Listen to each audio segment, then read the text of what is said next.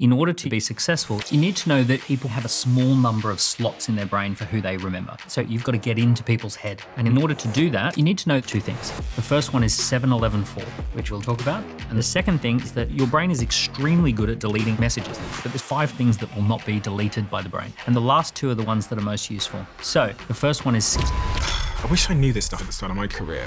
Daniel Priestley is the money-making expert and serial entrepreneur who's built several multi-million-dollar businesses from nothing. And has mentored over 3,500 businesses with the same frameworks for career success that you're about to learn. The problem that we have now is that we live in a digital world, but all of society is built for the Industrial Revolution system, which means that we're playing by an old set of rules and going through a schooling system that is preparing them for a world that no longer exists. So people feel like that there are no opportunities, there are no safe jobs anymore, feeling like you're in competition with AI, and that leaves a whole generation of people feeling absolutely wiped out before they've even started. So what are the new set of skills people need to know to set them up in this digital world? Well, there's actually a step-by-step approach for doing that, including building a personal brand. Okay, let's pause there. Why does that matter? Because that's the key to capital, talent, customers. And it's not about becoming an influencer with millions of followers. But if you're seen as a key person of influence, that's enough to make 7 figures. And is that where your 5 Ps come in? Yeah, and I'll take you through all of those. And then there's the entrepreneurial pyramid, which opens you up to this whole other world of opportunities, as well as side hustles, and the 2 types of opportunities that everyone needs to know about. I want to go through all of that. Let's do it. This has always blown my mind a little bit. 53% of you that listen to this show regularly haven't yet subscribed to this show. So could I ask you for a favor before we start? If you like the show and you like what we do here and you want to support us, the free, simple way that you can do just that is by hitting the subscribe button. And my commitment to you is if you do that, then I'll do everything in my power, me and my team, to make sure that this show is better for you every single week. We'll listen to your feedback, we'll find the guests that you want me to speak to, and we'll continue to do what we do. Thank you so much. Daniel Priestley, how do you define and describe what it is that you do with your content, with your work, and through all of these books that you've published? What is the summary of what you do and who you do it for?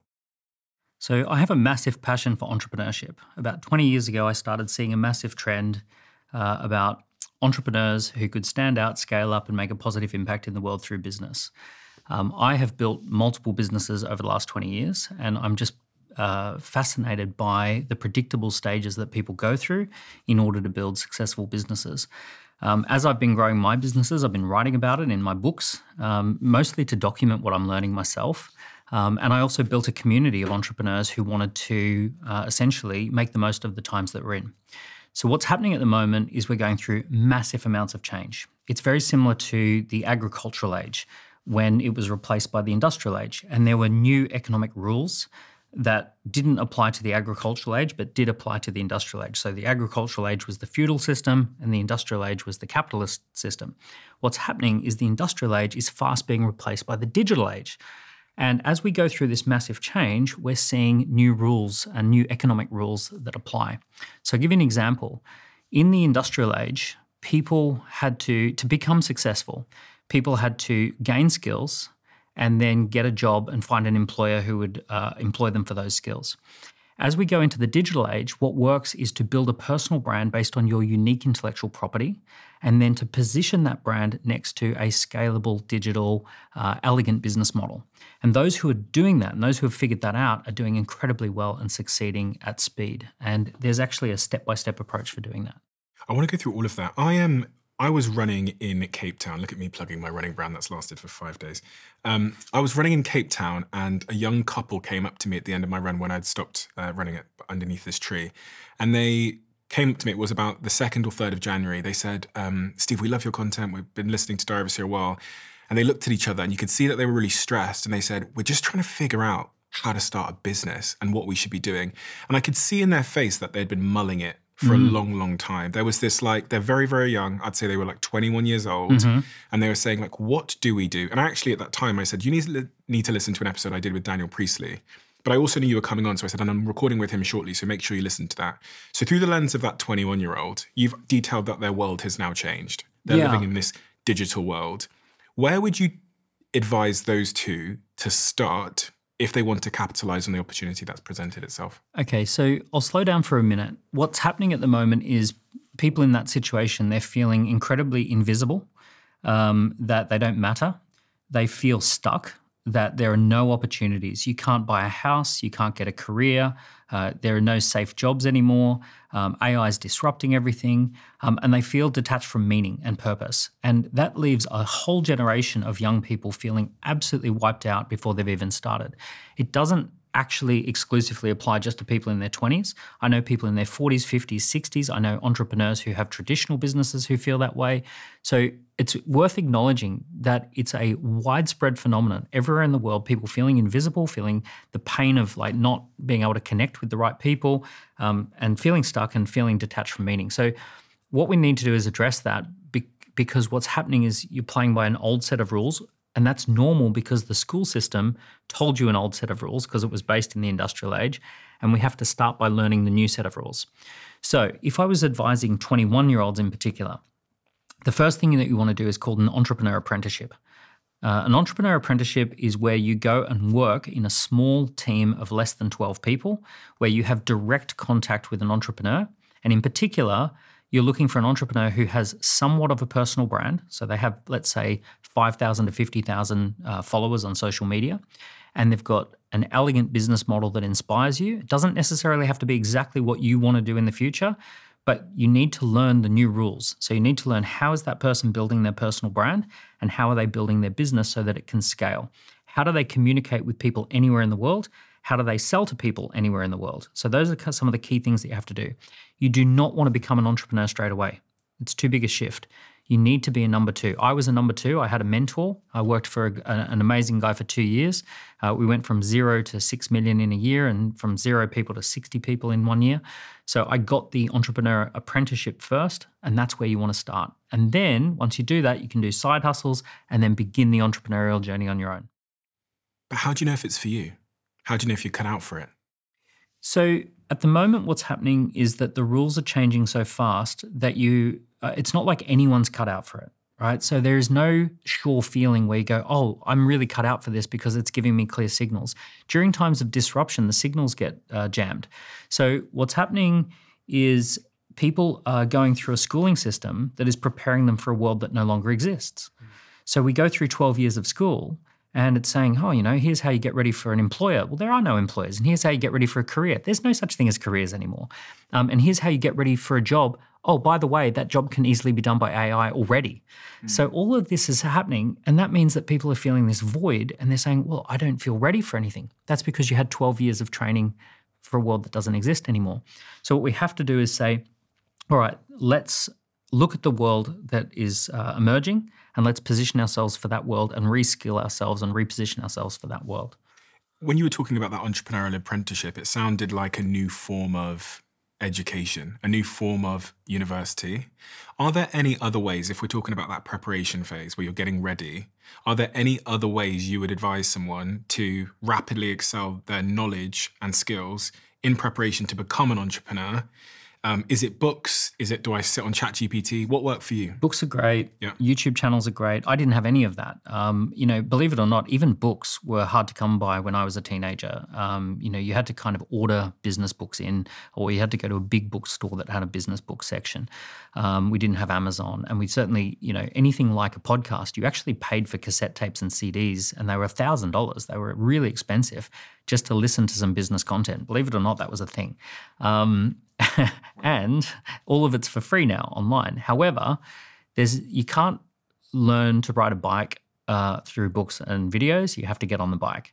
So the best thing to do is to work for someone who's building a business. And if you can't do that, become a co-founder with someone who's got more experience than you. And if you can't do that, then you need to do some small side hustles. A side hustle is an open and shut business case.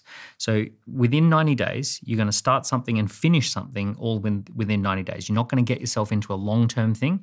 You're just going to start something, see how it goes, and it ends in 90 days. When I was a teenager, I did nightclub parties. So the nightclub party had a time where we would agree with the club that we were going to have the venue. Then we had a promotion phase. Then we ran the party, and then that was it. At the end of the night, we split the money, and that was the finish. And it all happened very quickly. And you get the learning experience, but you don't have the ongoing connection to the business. I also sold roses door to door. So on Valentine's Day, I bought a few hundred roses. We dressed up in tuxedos and we went door to door selling Valentine's Day roses. And that probably lasted 3 weeks from the time we came up with the idea to the time we found a supplier, bought the roses, went door to door and made our sales. And then it was all finished at the end of Valentine's Day. So these are called side hustles. And the important point is that they're not ongoing ventures. They're just open and shut. And then you can reflect. You can then sort of see what worked, what didn't work, and then see if you want to continue after that. Something else that I don't think I've ever heard many entrepreneurs or founders talk about when they're giving advice on that preparation learning phase is the importance of writing. Yeah. Because that had a profound impact on me. The rate in which I learned was having a practice. At what stage in your journey did you write? So I made a commitment to myself when I was 24 to write a tweet every day. Okay. And I would screenshot it, then post it on Instagram. Now, this was maybe the single biggest hack in my life that I've never really talked about because of all of the downstream consequences that occurred. Downstream consequence number one, got to 1 million followers on Instagram. Wow. By posting these quotes of ideas that I had every day. So every day at 7 p.m., my girlfriend knew at the time, she goes, he's going to go off for an hour and think of something to say. Downstream consequence number two is it taught me how to communicate ideas in a concise, high-impact way and kind of what people respond to. And I'd say number three is it generally meant that if I went through my day and something had happened, it gave me a moment to condense that down into wisdom. Into a little piece of wisdom. A piece of truth. So that day, I learned something. And without that practice, those learnings kind of would have passed you by. So what you're describing is actually beyond just writing, it's publishing. And publishing means to make public, to put something into the public domain. So yeah, there's journaling, which you keep private, but then there's making something public. And when you do this, you have to think about how would this be of value to others? So you're thinking, entrepreneurs have to be thinking about how would this be of value to others? You're putting it into the public domain, so you're getting feedback as to whether this is a good idea or a bad idea or an okay idea. Publishing doesn't have to be tweeting. It doesn't have to be writing a book. Publishing is video, audio. It can be long-form content. It can be short content. You could do shorts. You could do tweets, right? All of that is publishing. The essence of publishing is that you're taking your ideas and sharing it publicly, putting it in the public domain. That is a very rapid way to get started. Interesting fact on this, that out of the billion people who use LinkedIn, only 3% are publishing regularly and less than 1% publish weekly. So you think that you're in competition with a billion people on LinkedIn. 99% of people are just there to kind of lurk and watch what other people are doing. Only 1% of people are competing. 1% of people are creating the content on that platform. When it comes to YouTube, there's 2.7 billion users of YouTube, but only 4% of people have an account and only a fraction of those accounts are active. So it's a tiny percentage of the world's population that are creating something. Most people are consuming. So one thing that you're describing is the move from being a consumer to a creator, and entrepreneurs have to make that move. How have you accelerated your learning? Because you're someone that is able to give out lots of different ideas from lots of different reference points, and there must be some kind of underlying framework you're using to learn, process, and publish, which now presents you, which is part of the reason you get invited onto all these podcasts now and people are paying you to speak at their events, etc. What was that framework for you? So my background was I used to have an agency and we used to run all these different events, and we used to have to put stuff onto people's seats when we were running events, and I had to kind of write stuff all the time, like quick reports and all of that. So I got in the habit of writing. I saw the power of writing. In 2009, the entire world tipped on its head after the global financial crisis. And I was completely disrupted. I went from millions of revenue down to a few 100,000 of revenue. I lost 90% of my revenue in 1 year. It was massive. I remember one Christmas party, 17, 18 people at a Christmas party. The following year was 3. It was morbid. So during that time where the global financial crisis had such a deep impact, I began writing about what is it that I know to be true? What is it that, I don't know much because I've just had the rug pulled out from under me. What is it I do know to be true? What are the most strong truths that I could share? And I ended up writing the book called Key Person of Influence in 2009, and it came out in 2010.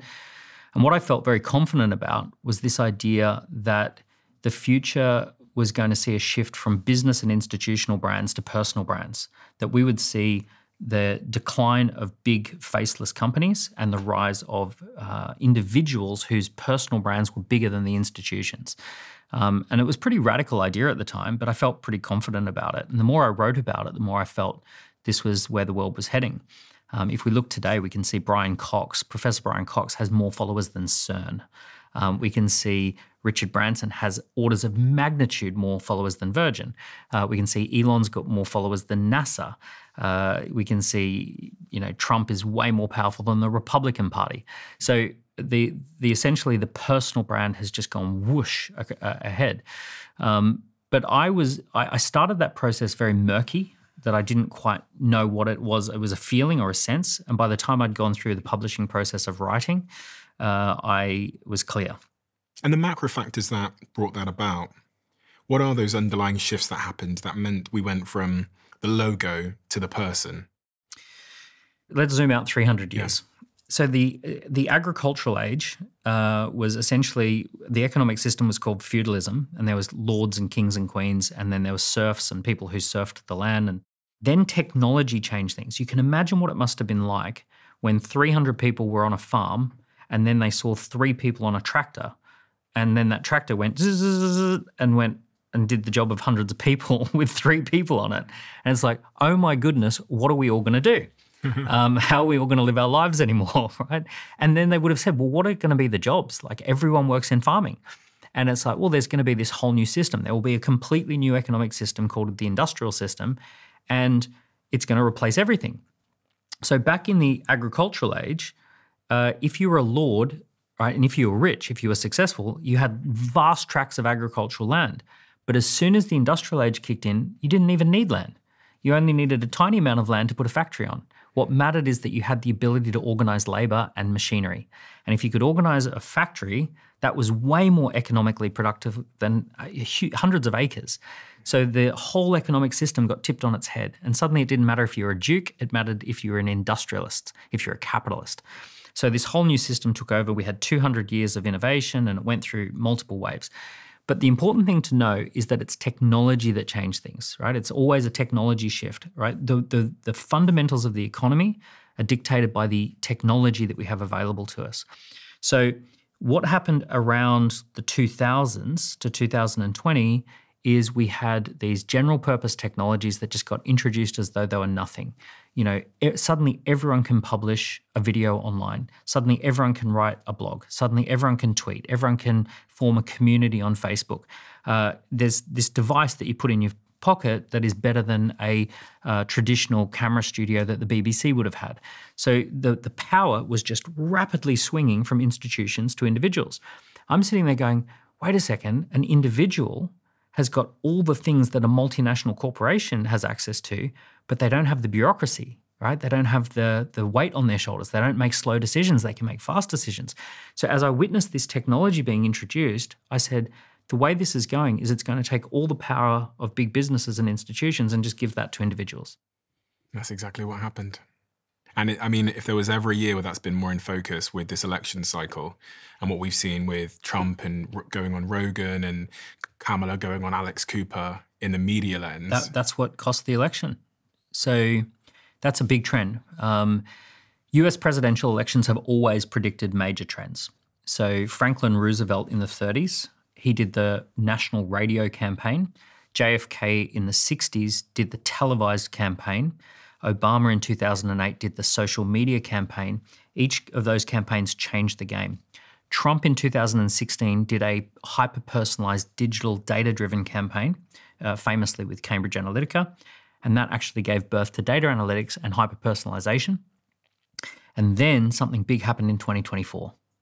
And what happened is that Trump broke the mold on campaigning, and he started going on all these major podcasts. And if we actually crunch the numbers, Trump did something like 40 hours worth of watch time, and it got 124 million views. And Kamala did, I think it was 7 hours. Just in the long form. Yeah, just on the long form. She did 7 hours total, and it only got a few million views. And one of her podcasts only lasts 7 minutes. Now, what she did is she approached it like a McKinsey consultant, which is she turned up and she said, here's the script, here's the questions. Ask me these questions and then I'm out of here. And it was very much the kind of professional corporate approach. Trump rocks up onto comedians' podcasts and says, yeah, ask me anything. And then he just goes on a big rant and it goes for 3 hours. Now, what's actually happening is quite predictable. In a world of short videos and in a world of AI and in a world of confusion and disruption and where everyone's throwing punches at each other saying, you're misinformation. You've seen some of this, right, going on, right? Misinformation. What's actually going on is that people say, hey, enough's enough. I want to see a long-form piece of content and make my own mind up. I don't want anyone to tell me what's misinformation. I'm smart enough. I want to see if this Trump guy is a crazy guy. I want to be able to see him, for 2 or 3 hours and I'll make my own mind up on that because everyone's saying so many different things and I know that there's all this confusion. I want the long-form piece of content. So 2024 began the long-form unscripted era, right? So now where we are with marketing is you've got to drop the script and you've got to do long-form content. And here's my prediction. The prediction is we're going to see the biggest CEOs in the world clamoring to get onto this podcast and other podcasts like it. They're all going to be wanting desperately to build their personal brand because they know that the long-form unscripted podcast is the only way to hire talented people, the only way to get loyal customers, the only way to keep investors happy. It's going to be the key to the entire shooting match is that the CEO of a big company has to become human and they have to be unscripted. And what advice would you give them? Because you consult for a lot of people. They come to you for advice, whether it's the biggest influencers of the world or CEOs. If you were giving them advice on how to achieve that goal, what would you say? Well, I mostly talk to entrepreneurs and I mostly care about entrepreneurs. And the advice I give to entrepreneurs is work your way up the podcast pyramid. So there's literally thousands and thousands of podcasts that get a few thousand views. Just go on those. Go on lots of them. If you do a good job, you'll eventually be invited onto a slightly bigger one and you'll eventually be invited onto a slightly bigger one again. And there's this pyramid of, there's a few podcasts as big as yours, but there's thousands of podcasts in every single niche and vertical where anyone can go on and, talk about who they are and what they do. So for any entrepreneur, my challenge to them, the ones that I'm working with, is an absolute minimum. I want them to create 10 to 20 hours of watch time in the year ahead. So I want people to go on 10 podcasts that last for 2 hours or 1 to 2 hours. And I want them talking through their business story, their origin, their mission, their vision, how they got started, the types of people they employ, the types of customer problems they solve, the outcomes they deliver, all of that, put it all into a podcast, get good at that format. You publish in lots of ways, right? You publish written form, you publish in video. Is there anything at all if there was one single thing that's helped you become better at speaking or communicating ideas, and you can't say, no, I'll take away the restraints, what would you say it is? Frameworks. Frameworks. What does that mean? So you need communication frameworks. So if I'm introducing myself to someone, I use something called name, same, fame, aim, and a game. So we can break that down. Please. What is my name and my business name? What is it that I'm the same as that you already understand? Okay, let's pause there. Why does that matter?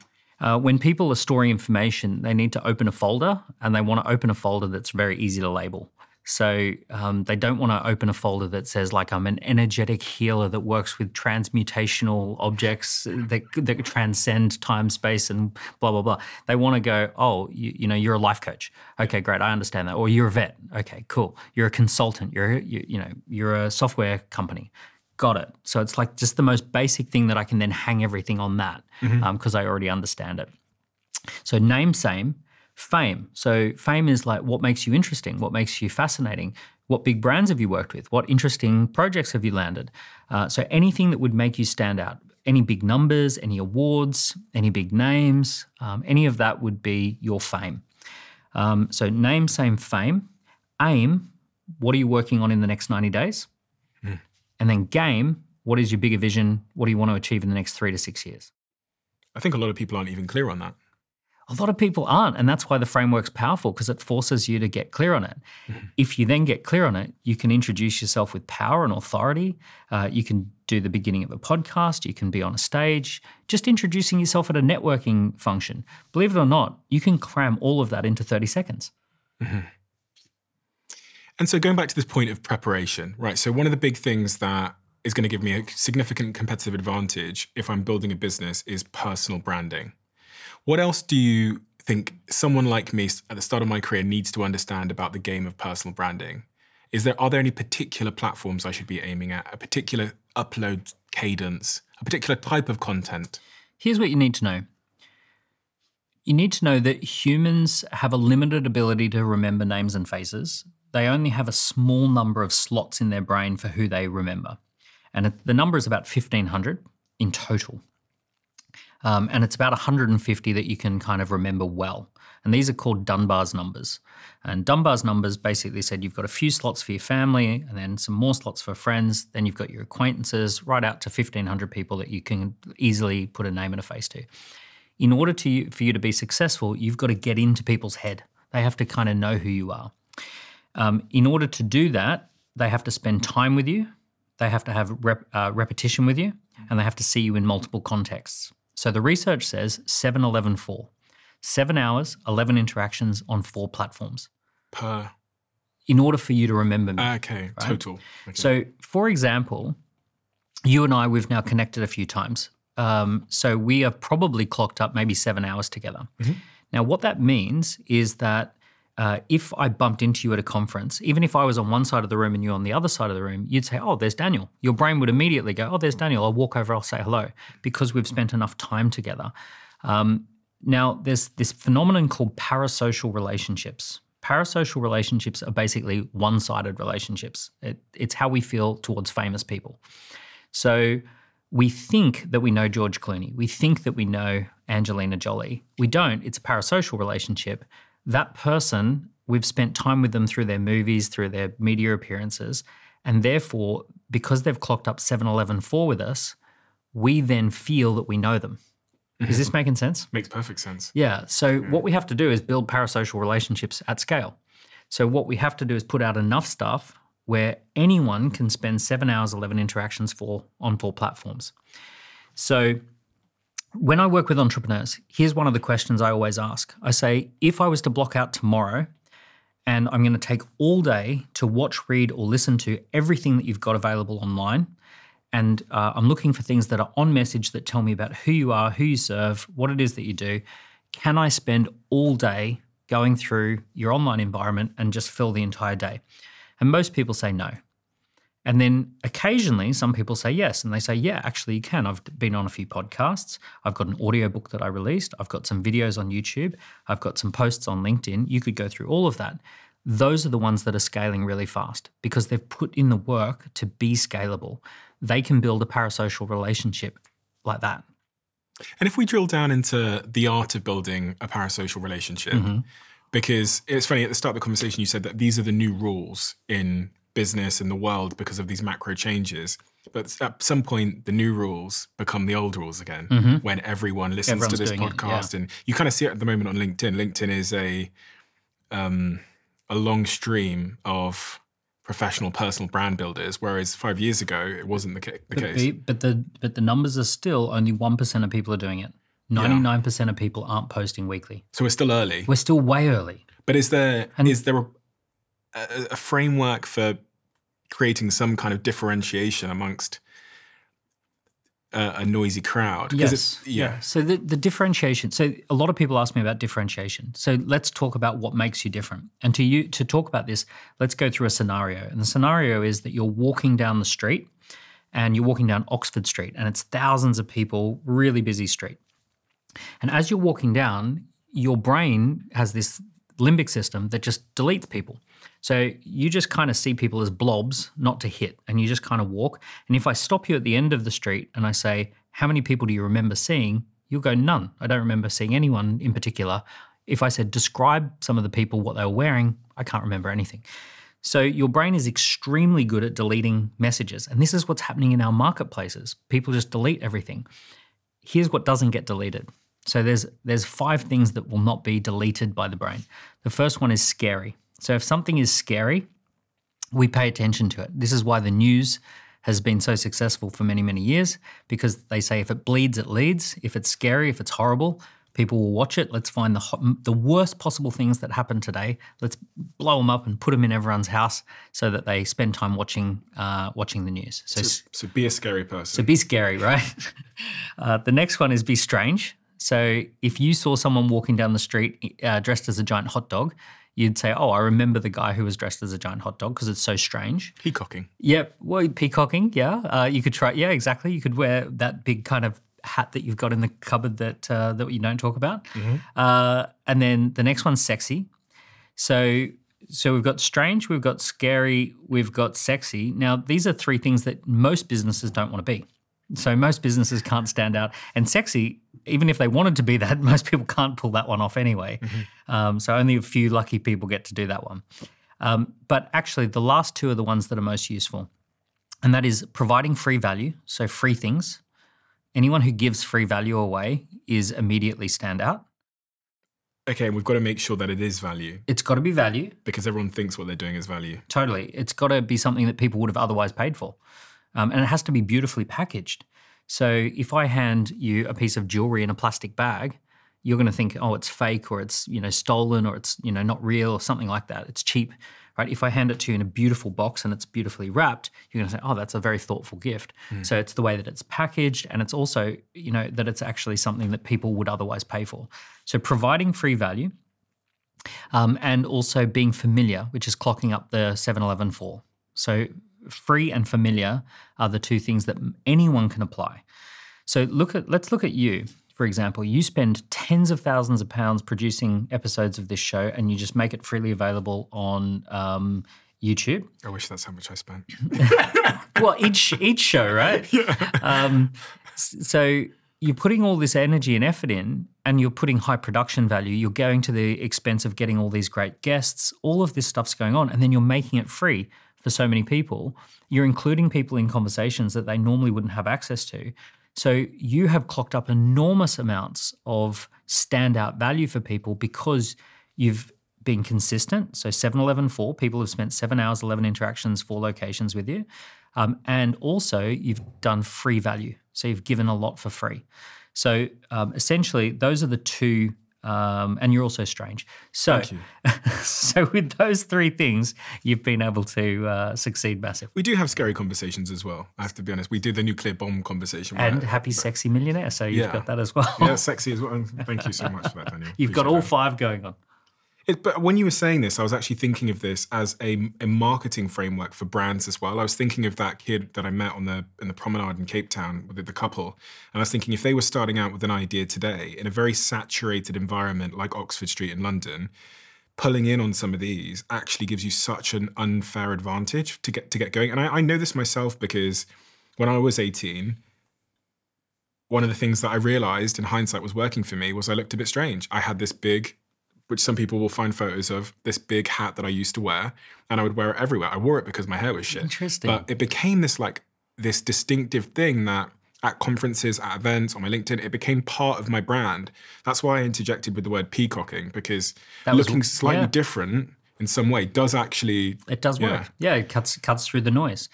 The other thing too, let's go to your friends, the 21-year-olds in Cape Town. One of the first things we can do for free is we can productize what's called the demo and the customer needs analysis. Right. So let's get really tactical here.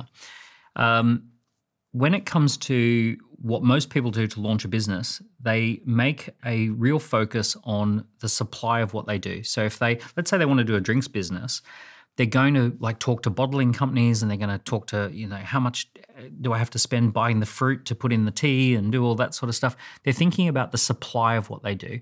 If they're going to launch a consulting company, they're thinking about, oh, do I have the right MBA qualifications? And all of this stuff is the supply side of what they do. What we want to do when we launch anything is we want to test the demand of what we do. So testing demand, the best way to do this is, or one of the best ways to do this, is to productize the demo and a customer needs analysis. So that is where we go around and we sell a presentation that might be 15 minutes to an hour where we present what it is that we can do and how it works and the principles of how it works. And then we collect enough data to identify whether you've got the need for that product. So it's called a customer needs analysis. So the demo and the customer needs analysis, you can package that up so it feels like a product. It feels like something free of value. So give me an example then using, I'm going to launch a new coffee. Yeah. And it's the point of difference with my coffee is it is going to be good for your libido. Fantastic. So let's imagine that we're going to sell that through retailers. Yeah. And the real customer is not the end user, it's the retailer who's going to stock it. So what I would do is I would say, we've got a new coffee brand coming and it's all about coffee for libido boosting. And what we want to do is we want to present to you the data, the research as to how this coffee works and why it works and all of that sort of stuff. We want to show you the branding. We want to show you like what this is going to look like. And then also what we want to do is set up a customer needs analysis where we collect the data from several of your locations to find out in advance whether people would sample this product, whether they'd buy this product, how much they'd spend. So we will, at our expense, do the clipboarding, or we'll do the waitlist campaign, or we will collect the data through a coming soon promotion. So essentially what we're going to do is we're going to present the data and we're going to do the customer needs analysis, or present the demo, the customer needs analysis, and that's all going to be packaged up as our first thing. Now, mind you, we may have no coffee at this point. We may actually have no physical product, but big retailers, they move slow anyway. Even if you had product, they wouldn't buy it today. So they're going to say, oh, that's fantastic. That's what we'd like to do. We want to collect the data and we want to see the demo and see the research. So by packaging that up as a first step, you're actually providing initial value. Do you know one of the things that I don't think I've ever talked about that I think entrepreneurs and people that are founding companies should really consider is if you're thinking about, let's say, writing a book, instead of writing the book and then hoping it does well, what you should do is you should take the book idea you have and then run it as a Facebook ad, run 100 different titles. And when people click on that Facebook ad, they hit a waiting list. Yes. Now, in that whole process, what you've just done there is you've figured out the exact percentage of people that will click on 100 different ideas. So for my upcoming book, one of the things that I did, and some people listening to this now would have seen the ads, is I ran 70 book titles. Beautiful. So 70 books like this would have popped up in your feed and people have clicked on them and they've said, I would like that book. They put their email address in or something like that. And now I have this data and I can tell off the top of my head, which is the most successful? 15% of people clicked a certain one. And the worst performing one was clicked by 0.3% of people. And I could have written a book about that 0.3. And my maths isn't exceptional, but the variance between a 0.3% conversion and a 15% conversion is like, what is that, 1,500% or something crazy? And it was cost me 200 quid to run the test. Yeah, that's the beauty of Facebook ads. You know, you can do at any given time, we've got hundreds of different variations of ads running, and it's like, you know, it's basically the Hunger Games for which ad performs better. And people don't do this sort of stuff. And this is how professionals like yourself launch businesses. So with anything that I'm launching, whether it's a book or a product or a new business, we're going to run a set of Facebook ads, probably 10, 20, 30 different variations. When you click on the link, it says this product's no longer available in your area, or this product is not yet available in your area, but you can join the waiting list. Click here to join the waiting list. Now, once people click to join the waiting list, that's where we ask about 5 or 6 key questions. So there's this thing inside people's head called the situational model. And the situational model is, where am I now? Where do I want to be? What's in my way? And what do I perceive as the path of least resistance? So all the questions that we ask are, tell me about who you are today. Which best describes your current situation? Tell me about where you want to be. Which best describes the outcome that you're looking for from this product or service? What's in the way? Which best describes the reason you've not been able to get that outcome in the past? And what are you currently considering as an option for getting that outcome? Right? So those are the 4 key questions. Then we might ask some price questions. What price do you feel would be a fair price to pay? What price do you think would be so cheap that it would make you question the quality? What price would be so expensive that you would no longer be able to afford this? So we'll ask a few pricing questions. So we don't just get people to join a waiting list. Sure. We're saying we want to understand this situational model, because here's the interesting thing, especially with other products, not necessarily books, But with other products, sometimes you get a lower click-through rate. Sometimes you get what appears to be cheaper marketing, but attracts the wrong person. Yeah. And then sometimes you get a poorer performing marketing campaign. So this one might produce leads at £10 a lead. This one might produce leads at £20 a lead. But this one might be attracting students who are broke, and this one might be attracting chief executive officers who are on 500 grand a year. I'd rather pay £20 for that client than £10 for that client. So by getting the situational model, we can actually then understand which is the best campaign. Is there anything else that's really sort of pertinent to testing if my idea has legs? And I want to just add an element to this, which is we're not just talking here about the first idea. We're talking about every product you then release in the future. Every product, every business. Even your marketing campaigns and everything you do. Yeah, the world is moving so fast that if you're an existing business listening to this, let's say you're a big business, you do tens of millions of profit, you're going to be pivoting into new products, new markets, new territories. You're going to be trying to attract different age demographics. You're going to be, all of that sort of stuff. This is one of the rules of the current economy is about data and testing. You've got to be really fast with how fast you can prototype and test and get the data. So we love intro events where you just simply do an introduction event on Zoom to talk to customers. So we're introducing you to this new coffee. What do you think? Come and join the introduction event. We're going to share with you some research. We're going to have a guest speaker who you've already heard of, right? So that would be an introduction event. I'm a big fan of discussion groups. Discussion groups are awesome for testing an idea. So let's say it's a discussion group. Let's say you're doing a new brand of coffee and it's for sex coffee, right? Sexy coffee. So yeah, we're going to do the sexy coffee discussion group, right? And it's basically we're launching a new product, and it's all about bringing sexy back to coffee. And if you love having coffee and you want to be part of this new brand that we're launching, join the discussion group. Discussion groups are pretty wild. So I'll give you two examples of discussion groups. One of our clients, Gabriella Rosa, she ran a clinic. And it was a fertility clinic, and it was about natural fertility breakthroughs. And what she did is she had a physical clinic that was run in a traditional way. She wanted to go and be more digital, so she launched an online discussion group where she said, this is a discussion group for people who want fertility breakthroughs. 23,000 people joined the discussion group. All right, and it was super active, and she never had to worry about customers ever again. And she built her business then globally. From there, she wrote a book and she changed her business. She went from a physical location to a digital business, but it started with a discussion group. Another guy, one of our clients, Max, he sold a business, not for crazy amounts of money, but a decent sale. And he decided he wanted to spend time with people who had family offices, and family offices have hundreds of millions of dollars to invest, and they're like basically the family office of multi-billionaires and things. He reached out on LinkedIn and he said, I'm launching a WhatsApp group for people who run a multi-family office or a family office. If you'd like to join, it's limited to 400 people. If you'd like to join, fill in the application form to be part of our WhatsApp group for family office. So he ended up with 400 people who have collectively over 10 billion to invest. And he built himself a group of people who are some of the most successful investors in the world and some of the biggest checkbooks in the world. So it just started with a WhatsApp group. So a discussion group is just a super easy way to launch anything. And it costs nothing to set up a discussion group on WhatsApp, on Facebook, on LinkedIn.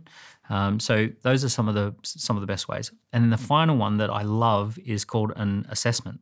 So a quiz or an assessment. And this is basically where essentially you turn the customer needs analysis into an assessment, and people fill in questions to find out if they would like the thing. So for example, I noticed on one of your, which one? Huel. Right? Sorry. I noticed on Huel that you have a quiz. And the quiz is which Huel is right for you. And if you click that button, you answer a series of questions and it tells you which product would be the best product for you to take. I noticed that Whoop didn't have it, right? So I actually created one for you. But anyway, thank you. I'll give it to you later. But basically, if you wanted to launch a product like Whoop, you might do an assessment, which is how well do you know your health and fitness? Are you tracking your sleep? Are you doing this? Are you doing that? So by launching the assessment first, while you've got the product in development, you could get 10,000 people who've filled in the assessment. Now, if they've come up with a score that is like, oh, I only know my health and fitness 22%, I need to get that up to over 80%. I need a product that helps me to do that. So that assessment is essentially diagnosing a need. You're helping the customer diagnose a need that maybe they weren't clear on. Yeah. So this is customer needs analysis.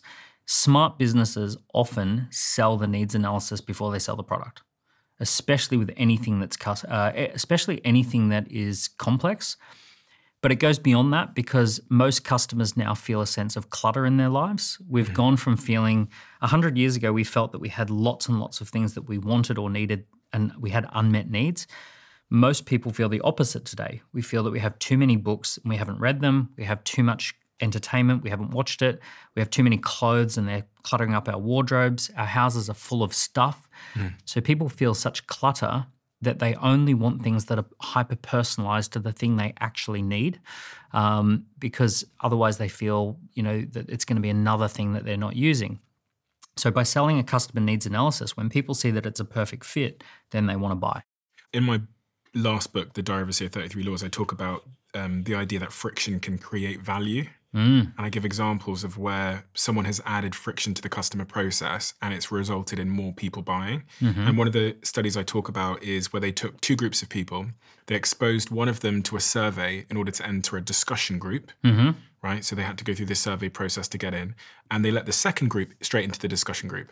And then they asked both groups to rate how valuable and enjoyable they found the discussion group to be. Now, the group that had to go through a survey to get in reported that the discussion group was like really interesting, et cetera, et cetera. And the group that had been let straight in reported that it was boring. And it was an intentionally boring group. So they made an intentionally boring group. But just because you made someone go through a process to get in, people reported that it was more valuable than otherwise, which says something about our psychology. Well, friction does create value. Demand and supply tension is the ultimate test of value. It's horrible to say, and I hate this being true, but there is no such thing as objective value. Nothing is objectively valuable. Everything is subjective. Why is a Bitcoin worth what a Bitcoin is? Because there's more buyers than sellers. There's demand and supply tension. Why is water free? Because it's freely available. There's no friction. Why do we never stop and think about how incredible it is that we have Google Maps?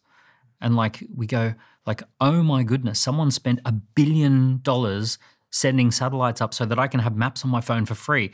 No one's weeping tears of joy for Google Maps, and we should be, because someone spent $1 billion on our behalf, so we've got free maps on our phone, but there's no friction around it. Now, if they suddenly said we're taking it away, we'd hit the roof. And if they said it's $10 a month, we'd pay $10 a month. So friction creates value. Demand and supply tension creates value. Now, the very difficult thing that we have in the world right now is that in a digital environment, there's no natural tension, right? So 100 million people can watch a video in a week and, it transcends time, space, wear and tear. There's no barriers. There's nothing that stops it. The money accumulates around those tension points. So the successful businesses, they know how to use the digital environment to drive up demand and manufacture desire and manufacture demand. And then they have choke points in their business or tension points in their business where demand and supply tension is rife, and those are the places where they monetize. Something that's really interesting about monetization that's happening at the moment is that all the money is moving up to the top 10%, right? So as we go through this big transition, the affluence is all up in the top 10%. So we did some research into this. The top 1% of people in your audience, in everyone's audience, whether you're a LinkedIn account or whether you've got millions of followers, top 1% have got a total of 15% of the budget available to spend. The next 9% have got 45% of the budget available to spend. So in the top 10%, there is 60% of the available budget. And then the bottom 90% collectively have 40%. So what happens is that the new business model that's emerging is that you give free value to the bottom 90% and you don't ask anything in return, but you monetize the top 10%. And you find things that are very special, very rare, special experiences, special products, limited editions, communities, special access. The top 10% have got all the money. So you just give free value to 90% of people and you only create products and services for the top 10%. That's very much a new business model at the moment. And the 90% are driving your content, your business, your product to the top 10% through their engagement, their sharing, etc. Well, it's a fractal. It doesn't matter what you do. the top 1% will, even if you only did something for billionaires, the top 1% of billionaires have got 15% of the total budget, and the bottom 90% of billionaires have actually only got 40% of the budget. If you take the Forbes list, it's still, those numbers still apply. The key is that actually what you want to do is the opposite. You don't want to get dragged down into the 90% because the 90% are the noisiest, they're the loudest. So if you ask everyone, how much should I charge? The average answer is going to be $500. But if you ask the top 1%, how much should I charge? The average answer is going to be $15,000 to $20,000. So you have to be very, very careful not to create a product that gets dragged down towards the 90% because the 90% don't have the budget to pay the top money. You're far better off having a way of segmenting that top 10% so that you can actually pick up the signal from them and not the noise from everybody else. Are there any other frameworks that you would use in that early stage where you're trying to figure out if your idea has traction, or even from a sort of motivation psychology perspective, if it's worth pursuing this thing for the next 10 years of your life? Because we talk a lot about, okay, someone's clicked on it, there's demand and interest, but the journey of an entrepreneur is an emotional one. And as you often say, you go through hell and high water, ups and downs as an entrepreneur. So there's an element of this which is like figuring out what you want to commit your life to. Well, we call this the entrepreneur sweet spot. And the entrepreneur sweet spot is a Venn diagram, and you're trying to balance between your passion, the problem and the value of the problem that you solve, and how much people are willing to pay for that. So passion, problem, payment. So ultimately, things that we're highly passionate about, that's great, but that only ticks one box. And if you're passionate about something, but you're not solving a problem for others and they're not willing to pay you for it, you're going to feel very unrewarded. You're going to feel disconnected. Maybe you feel even unethical about that. A lot of people in corporate jobs, they solve a problem and they get paid well, but they're not passionate about it. And what they tend to do is throw the baby out with the bathwater, and they go and pursue being a yoga instructor from being a corporate lawyer, and then they wonder why they got no money because they just kind of threw away the thing that they're very good at and the thing that they get paid for and just exchanged it. So what we have to do is actually try and capture all three by making some compromises. And the compromises are, I'm not going to go to the thing that is the extreme of passion, and I'm not going to go to the thing that's the extreme of financial rewards. I'm not going to go to the extreme of my intellectual property and my problem-solving abilities. I'm going to find something that is in the middle that ticks all of those boxes. So I'm getting a good blend. While understanding that there's going to be a trade-off. There's going to be some trade-offs. Yeah. You can't have it all at the extremes. You can have it all, but not all at the extremes. You talked about something at the start of this conversation. You mentioned the word geography. As we were talking about the macro factors that are at play in the transitions we've seen. My question to you is, does geography matter for success as an entrepreneur? So those kids in Cape Town, do they need to be thinking, listen, we need to move to one of the major cities if we're going to stand a chance in most of these new digital opportunities? It used to matter a lot. When we used to think about entrepreneurs, we thought about two men, typically in their 20s, who came from a prestigious US university. They got into a garage. They dropped out of Harvard. They dropped out of Stanford, and then they started something that was VC-backed. That was the old model of what we think of as an entrepreneur, and it was very much dependent upon those parameters. Entrepreneurship's transcended that. It's transcended geography, gender, race, and also the size and scale of what we consider to be successful. So what we're now seeing is people all over the world who are able to connect with markets anywhere in the world, launch a product that can be sold anywhere in the world. We're seeing people who bootstrap rather than get VC capital. We're seeing people who, rather than trying to create something mass market, they create something niche market.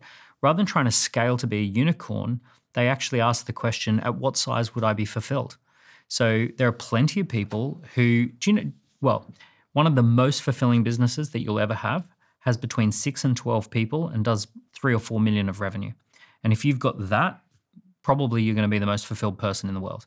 If it's profitable. Yeah, well, because a lot of these businesses have 60% margins. If they're digital businesses, if they're intellectual property, if they're running on the new economy assets, then they'll be wildly profitable. So you might have 6 to 12 people do 2 or 3 million a year. You might make $1 million of clear profit.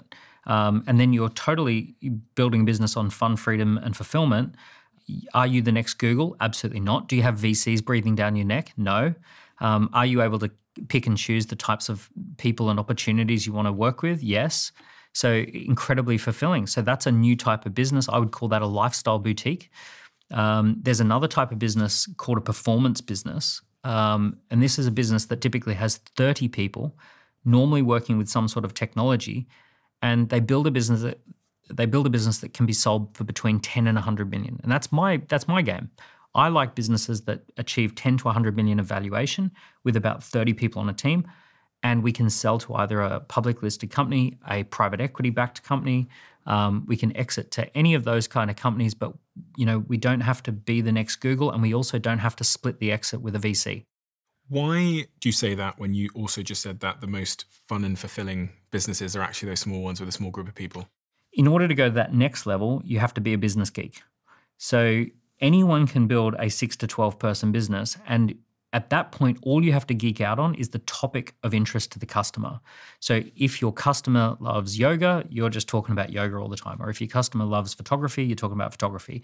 And you don't have to be a business geek at that point.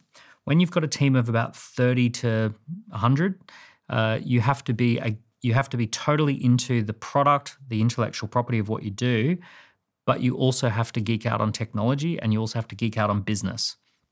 So not everyone is built for that. You have to really love your acronyms. You need to go-to-market strategy, or lifetime value of a client. Okay, what's the LTV? What's the GTM? So you kind of got to be into all of those things quite naturally. You naturally want to read business books. So you're not going to enjoy that if you hate business or if you hate technology, because those businesses tend to be about business strategy and tech. These ones are about intellectual property, media, and data. Got you. Do you think you'd be happier if you were less ambitious? My happiness levels are really high. I walk around feeling like I'm super lucky to do what I do, and it's total privilege, and I love living in these times. I can't believe I'm lucky enough to be born at the perfect time to see this change and to have access to all these resources. And how do you think about work-life balance these days? And how should, especially sort of young founders, when I say young founders, I don't mean age, I mean stage, should be thinking about work-life balance in your view? So I had no balance for many years, probably a decade or more. All I did was essentially just get out of bed, work, everything related to work. And the reason I did that is that it ticked all of my human needs. Right? I was getting significance and variety, and I was, getting certainty, and I was getting all of those things that we want from life. And I was feeling a sense of growth and development and learning. So everything plugged into those human needs, and my business was giving me all of that. When I had kids and I got married, there was this whole other side to me that needed to be balanced. And I think that there's more to do with there's some seasons, like that we go through sprints, and I tell friends, family, hey, I'm going through a bit of a sprint right now. We're launching something new. And then there are times where I switch off a lot. Do you goal set at all? Do you set goals? And if so, I used to set goals, and I used to love setting goals. I don't anymore, because my key person of influence brand brings in opportunities that I can't predict.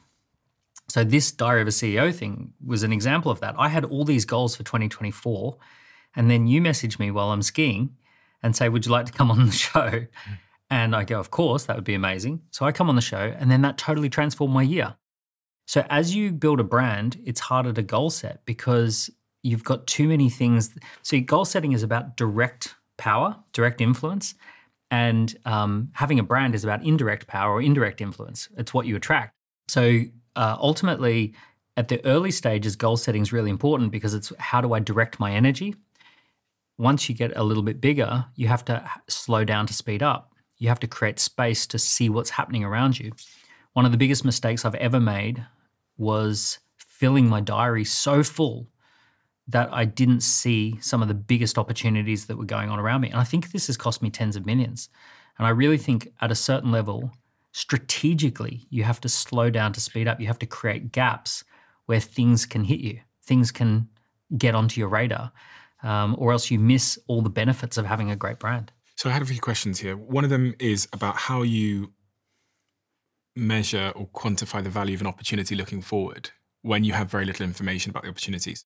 So what we're trying to move towards is leverage. So that we live in a world of leverage, and there are types. So it's important to understand there are two types of opportunities. There's bell curve opportunities and power law opportunities. So bell curve opportunities means that everything fits within a bell curve, and it's very unlikely that anything will be outside of that bell curve. Power law opportunities means that because of leverage, the sky's the limit. What we have to do is have the courage to move out of bell curves and into power laws. So, for example, a doctor in the NHS who I know recognize that all doctors earn roughly the same amount of money. There's no outliers. Everyone who works in the NHS, if you're a new doctor, you earn about this. If you've been around for 20 years, you earn about this. And most people fit within that bell curve. There's no doctors who are making $1 million a month type thing. Then there's the power law. This particular guy dropped out of being an NHS doctor to become a YouTuber and recognized that there are some YouTubers who are actually earning $1 million a month, and boom, there is this power law that goes up. So what we're trying to find out... Ali Abdaal. Yes, of course, Ali Abdaal. So what we're trying to figure out is is this a bell curve or a power law? So being a speaker on a stage, absolutely a power law move. Being friends with a billionaire in Italy and having access to that capital, access to whatever networks they've got, all of that sort of stuff, if they're the right sort of person, there's definitely two types of billionaires, but that's probably an exponential opportunity, right? It puts you further up the power law. It's not a bell curve opportunity. However, if someone says, can we meet to talk about some incremental thing? No, that's a bell curve, right? That's not gonna break me out of what I'm doing. So for most people listening to this, most people are trapped inside a bell curve. You're never going to get out of that bell curve. Every opportunity fits within that bell curve. You're only going to incrementally move from one side of the bell curve to the other side of the bell curve, and that's about it. There is no massive upside.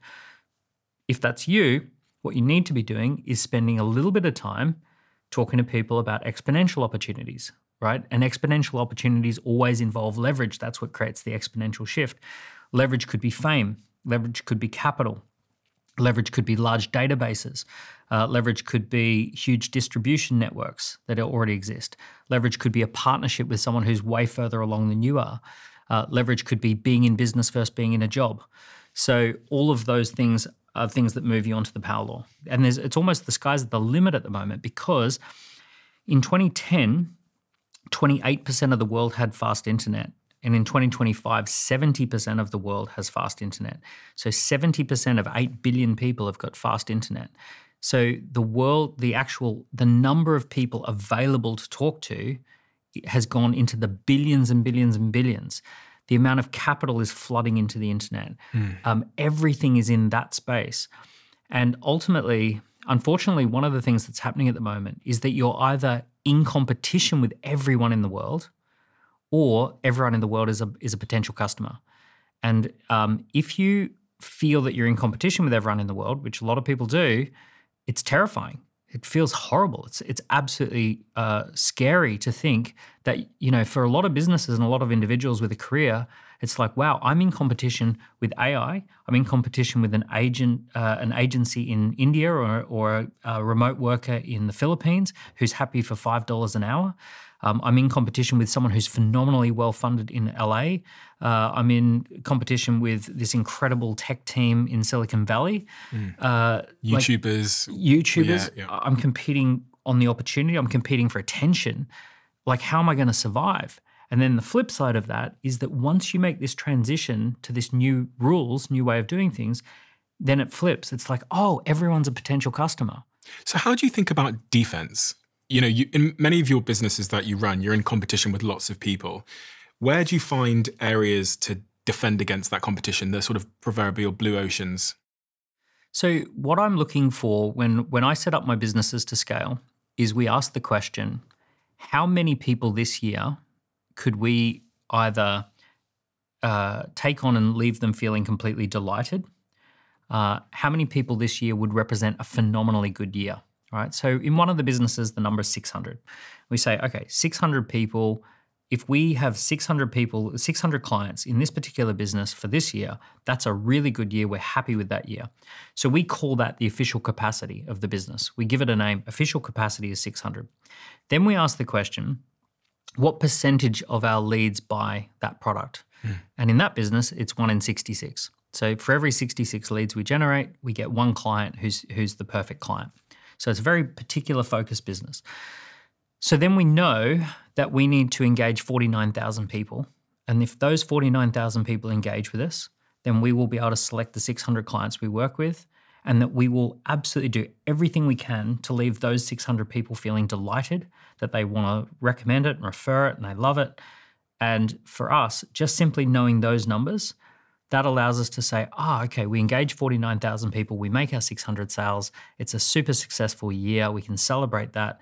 So by setting the rules to our game, we're not dragged into anybody else's rules. And that means that we're playing a really defensive game. We're defending against all the things that we could focus on by being really specific about what we want to focus on. And if for those kids on the promenade in Cape Town that I keep referring back to, if they'd asked you, if they said, Daniel, what industry would you start a business in today if you were us and you had limited funds? Well, let's do some big trends. The biggest opportunity at the moment is 50% of the economy is owned by baby boomers, people aged 61 to 79. So that's 50% of the US economy, 50% of the Australian, the New Zealand, the Canadian, the UK, right? So all the sort of major Western economies that had a baby boom, 50% of the economy is owned by people aged 61 to 79. So those people are going through a big life change. They're transforming the way they live and work. They want to get rid of their businesses. They want to move into advisory roles. They want to travel. They want to have different relationships. They want to have different priorities. So I would definitely be thinking about, how do I work with that group of people? I'm either going to buy their business and take it over, which would be an opportunity. I'm going to build a business that disrupts the current way that they're doing business, or I'm going to sell to that market because they're cashed up, they've got loads of time, loads of money. And every business could think about how it's going to sell to a baby boomer market, because that's 50%. So a good example might be of a baby boomer business. What's a good baby boomer business? Everything. The whole economy is made up of baby. Like if we went out on the street here, the person down the road who's doing the MOT on the cars is a baby boomer business. The guy who services the elevators that come up and down here, that's baby boomer. The air conditioning unit business is a baby boomer business. The courier company that kind of dropped everything off is a baby boomer business. The whole damn shooting match is like half the businesses, and especially by revenue and valuation, it's all baby boomers, or half baby boomers at least. And there may be sort of a digital arbitrage or opportunity that there's been created with the transfer of, with the rise of digital, that they might have missed that you could seize upon? It massively, one of the things is that every single business in the world is going to be disrupted by AI. And you've got to be the company that uses AI when they're not. And using AI, like being disrupted by AI, just means that every employee is way more effective because they're using AI. So one of the simple things to disrupt a business with AI is to run a training workshop with all the people in the company about how they could use AI in their role. And you could watch some videos online, and you could play with ChatGPT. Recently, we introduced an AI system to one of our businesses. We have 250 video case studies of clients who are happy customers, and they've recorded a video for us. And they're amazing video case studies, but there's too many of them. There's so many video case studies. So we created an AI bot that reads and understands all of those video case studies. And then for my sales team, when they're talking to a customer, they're just typing in the type of scenario that person's going through. And the bot is then suggesting, this is the video case study, this is the customer, this is what they said, same industry as you, same problem, same challenge. And then here's the link to the video case study. Mm-hmm. So our sales team can be super effective at sending you through the exact video case study that's relevant to you, mm-hmm. because the AI bot has read and understood every single one of our video case studies. So that's an example. There's been so many of these technological revolutions over the last 50 odd years that I look back on and thought, oh gosh, I wish I was there at the dot-com boom. I would have become a billionaire. I would have had all, a variety of different ideas. Do you think that AI is that now? Do you think we're living through We're that? early. It's so early, right? It's the moment. I remember when Steve Jobs launched the App Store, and that was 2007, 2008. It was 2 years later that Instagram was launched. It was 2 years later that Uber was launched. And then there was a march of hundreds of different businesses. And now applications are, everywhere. The bigger example would be electricity. So it was the 1830s where we generated electricity, but it wasn't until the 1930s that we filled our houses full of things that ran on electricity. So it was a 100-year transition. Now with AI, we're at the early stage of generating AI, but we're not yet into the stage of creating everything that runs on AI. So think about a power station versus a toaster. So the power station's been invented, but there's thousands and thousands and thousands of toasters that can be invented. Toasters, kettles, vacuum cleaners, things that run on electricity. So AI is like electricity, but we haven't built all the businesses that are going to plug in and are going to be great opportunities. And that's going to be over the next 10 to 15 years. Every single industry, you can't name an industry that's not going to be impacted by this. Every industry is going to have applications that run on AI. There's going to be new teams. Do you know what happened just a couple of weeks ago? NVIDIA launched a supercomputer for $3,000. Now, this is going to be the fundamental basis for 10 people companies that do $1 billion of revenue. This is going to be entrepreneurs who crunch some data, figure out a little application. Because of that kind of compute power, they're going to come up with something, and it's going to be a $1 billion business with 10 people working on the team. There's going to be a little healthcare unit that figures out how to crunch data and solve a really complex health problem, and they'll figure out how to do it. That supercomputer for $3,000 supersedes what people used to be spending $3,000 to $6,000 to $9,000 a month on. So previously, you would have had to subscribe to that level of compute, and you would have been spending $50,000 a year just for the cloud subscription to that sort of thing. Now, one payment of $3,000, you can be anywhere in the world crunching any amounts of phenomenal data. So just that one thing, that one innovation is going to totally transform industries. I would imagine that, I'm going to guess, 95% of people that are listening right now don't know a lot about AI. They also don't really know a lot about technology to the extent that many other people do, the 5% do. For those people who are, it could be the taxi driver, it could be the janitor, it could be a student in university studying philosophy or something, what advice would you give them if you were the puppet master of their life now and you had to get them close to this opportunity? What are the sort of steps you take towards being able to capitalize on something like NVIDIA's supercomputer? Yes. So of course it's a pyramid. So the schooling system taught you that the way to be successful was to turn labor into skilled labor. So become skilled labor. Your time and your skills are what's valuable. And that was the Industrial Revolution model for everybody. We all went through that system, and we said that's where the journey ends. In fact, if you want, you can go to university, become really skilled labor. You can get a master's and become really skilled labor. PhD, become super skilled labor. And the whole goal is sell your time for more money. And then sitting on top of that is this new universe. And the new universe is this digital economy. And the first step above it is called intellectual property. Intellectual property is where, rather than learning more stuff, you reflect and create some stuff. So you say, oh, over the last 5 years, I did something special with that client, and we got a great result, and I can explain it step by step. I'm going to document that. I'm going to turn that into a story, and I'm going to record a video about it, and I'm going to have a little poster with a wheel that explains how we did that. And then I'm just going to let people know about that. So now we're in the business of intellectual property. Intellectual property is anything written, anything on video, anything audio, right? So intellectual property couples up with media. So IP and media are the next level above skilled labor. So the first step, get out of skilled labor model and get into intellectual property and media. And just making that step opens you up to this whole other world of opportunities. If you must know the book 7 Habits of Highly Effective People, Yes. Stephen Covey. He passed away 10 years ago. He was not some special guy. He was a church leader in Utah. He did some consulting with small businesses, and he did some consulting with churches. But he just reflected on what he'd seen, and he reflected on a few studies that he'd come across, and he wrote this book, 7 Habits of Highly Effective People.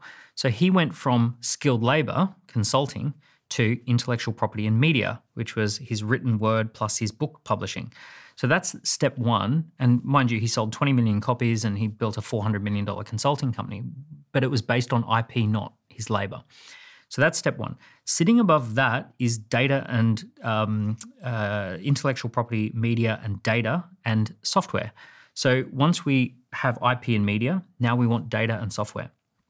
So data is where we build a database. We get email addresses, we get information about customers, we know more about markets, we get people filling in forms, we get people filling in scorecards, we start conducting surveys.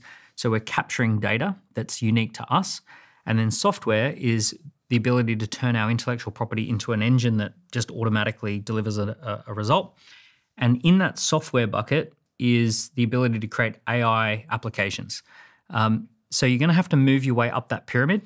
And then the final little top of the pyramid is the ability to create financial assets. Financial assets is where you sell your business for an amount of money. So you actually package all of that into a business that can be sold, and that business becomes a financial asset. The shares become a financial asset, and then you make a lot of money by selling a company. So you can't jump straight from being labor or skilled labor straight up to software and data and those sorts of things, which is the AI, advanced AI stuff. So you got to go through intellectual property, media, data, software.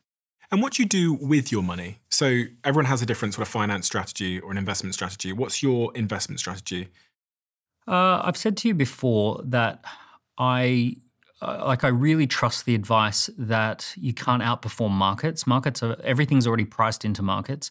So for me personally, like I put money into S&P 500. I put, basically things that you'd call a store of wealth. I don't think that's particularly exciting. I'm not, sometimes I see people talking about like, oh, what should someone do if they're earning 50 grand a year to invest? Honestly, it's not going to do anything. Like you're just like, obviously do it, but I believe it's far better to take that money and invest it into your key relationships. I think it's better to take that money and put it into a startup, buy yourself some time so you can, move into this new economy. The thing that excites me most is just creating really valuable businesses. I have a group of companies now. And let me explain. Here's an idea. The economy doesn't want you to become rich, right? It doesn't want you to accumulate money, right? The whole economy is set up so that you can't get money or you can't keep it. And what people think you do to make money is that they think that you take a little piece out of the economy and squirrel it away and store it up. And that's not actually how people become rich. What they do is they create something from their mind and they formalize it into a company, and then they get people to invest in that company, and that creates new wealth in the economy that didn't exist, never existed. It was a figment of their imagination. And that new wealth, we call that innovation and entrepreneurship. And what happens, and I'll give you a real life example. So Bookmagic is one of my software startups. We raised £400,000 for 10%, which means £3.6 million worth of value is new value that never existed. It's just added to the economy. It's this new economic asset called shares in this company. 10% of the shares were 400,000. 3.6 million is the other 90% that doesn't actually exist. It was just a figment of the imagination. So it's called innovation and entrepreneurship. Very slowly, that becomes more and more real. And then bigger companies come in and acquire that, or people acquire those shares, and then it becomes a liquidity event. You get capital, and then you reinvest that capital into creating new things in the economy. So the way rich people become rich is not by squirreling little bits out of the existing economy. It's by creating something new that never existed and slowly introducing that into the economy, right? So it's building things that didn't exist. So when I hear people trying to, get this tiny little bit out of the economy, and then they've got to pay taxes on it, and then, the UK government wants half of everything, and it's horrific. You will just be on this treadmill. You'll never get out of it. But if you can create something and you can have innovation and entrepreneurship, you can build something that's worth 5 million, 10 million, 20 million from your mind, from your brain. Mm-hmm. And then you introduce it and formalize it, and it goes into the economy, and it's actually a new asset in the economy.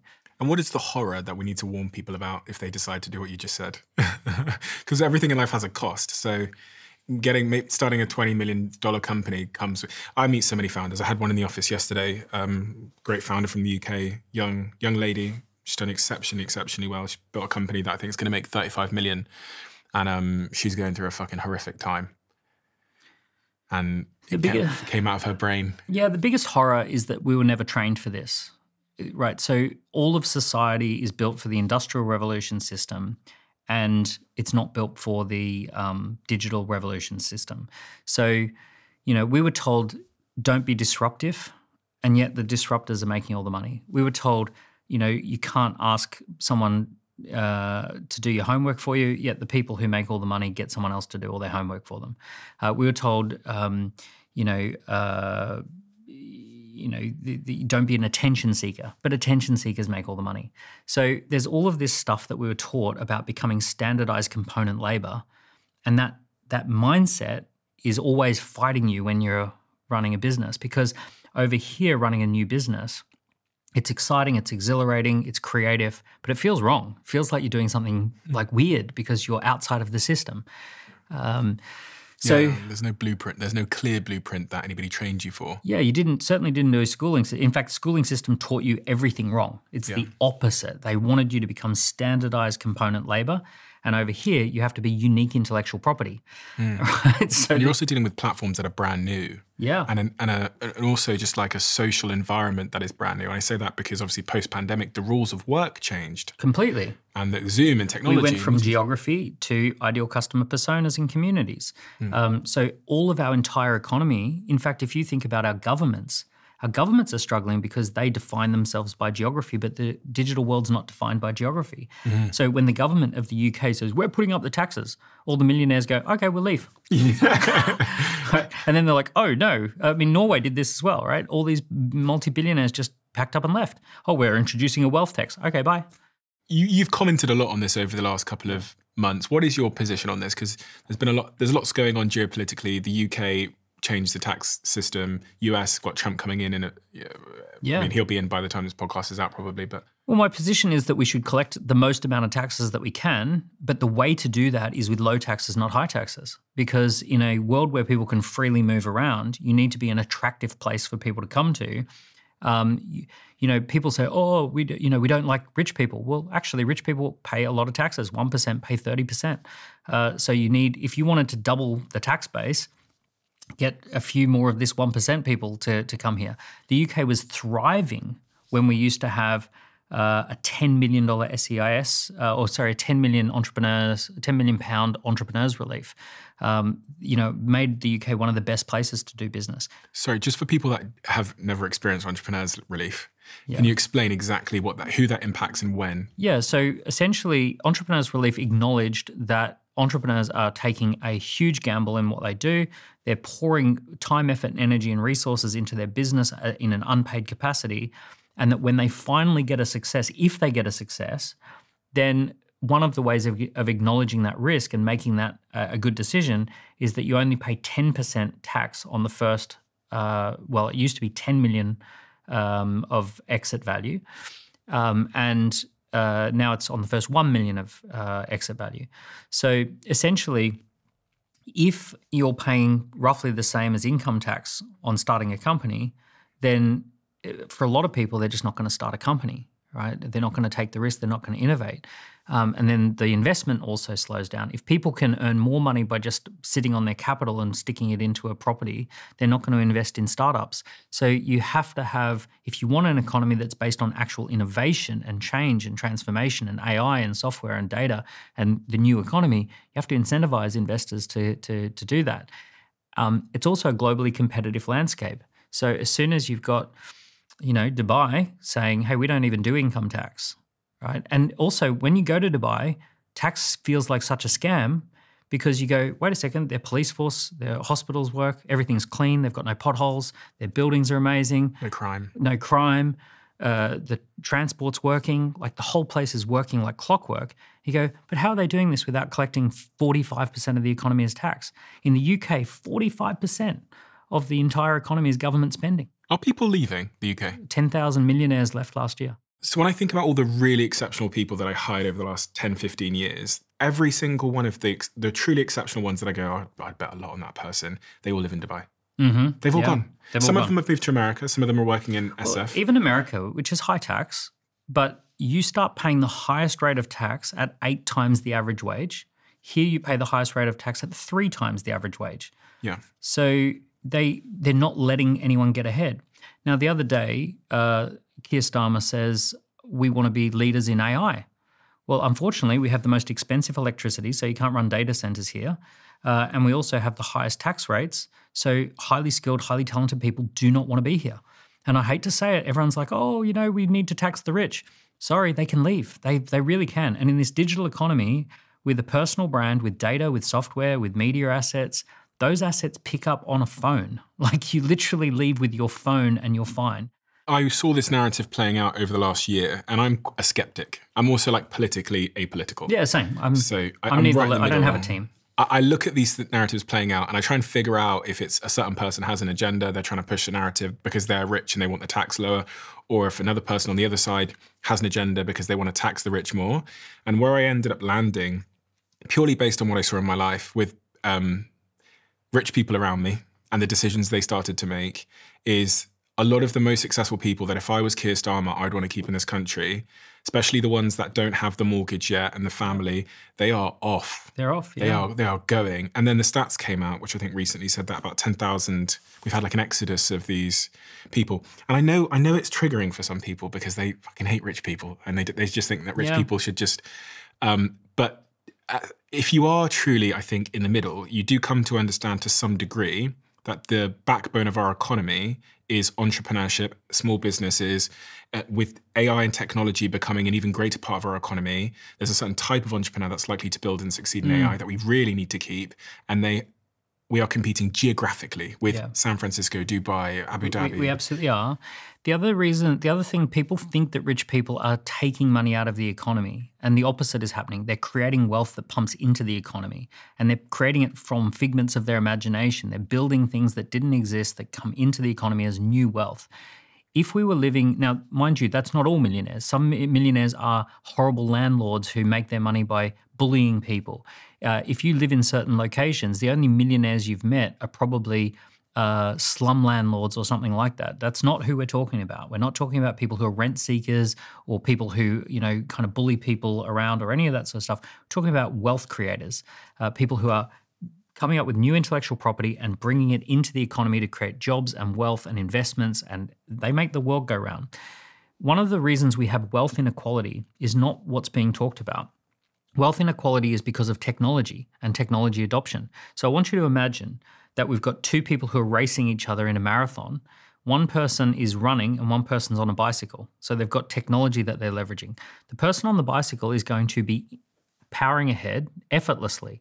And it's going to look like a very unfair thing. And you say, well, this person works just as hard as this person. Why are they getting ahead a lot faster? Because this one on the cycle is leveraging technology and this person's not leveraging technology.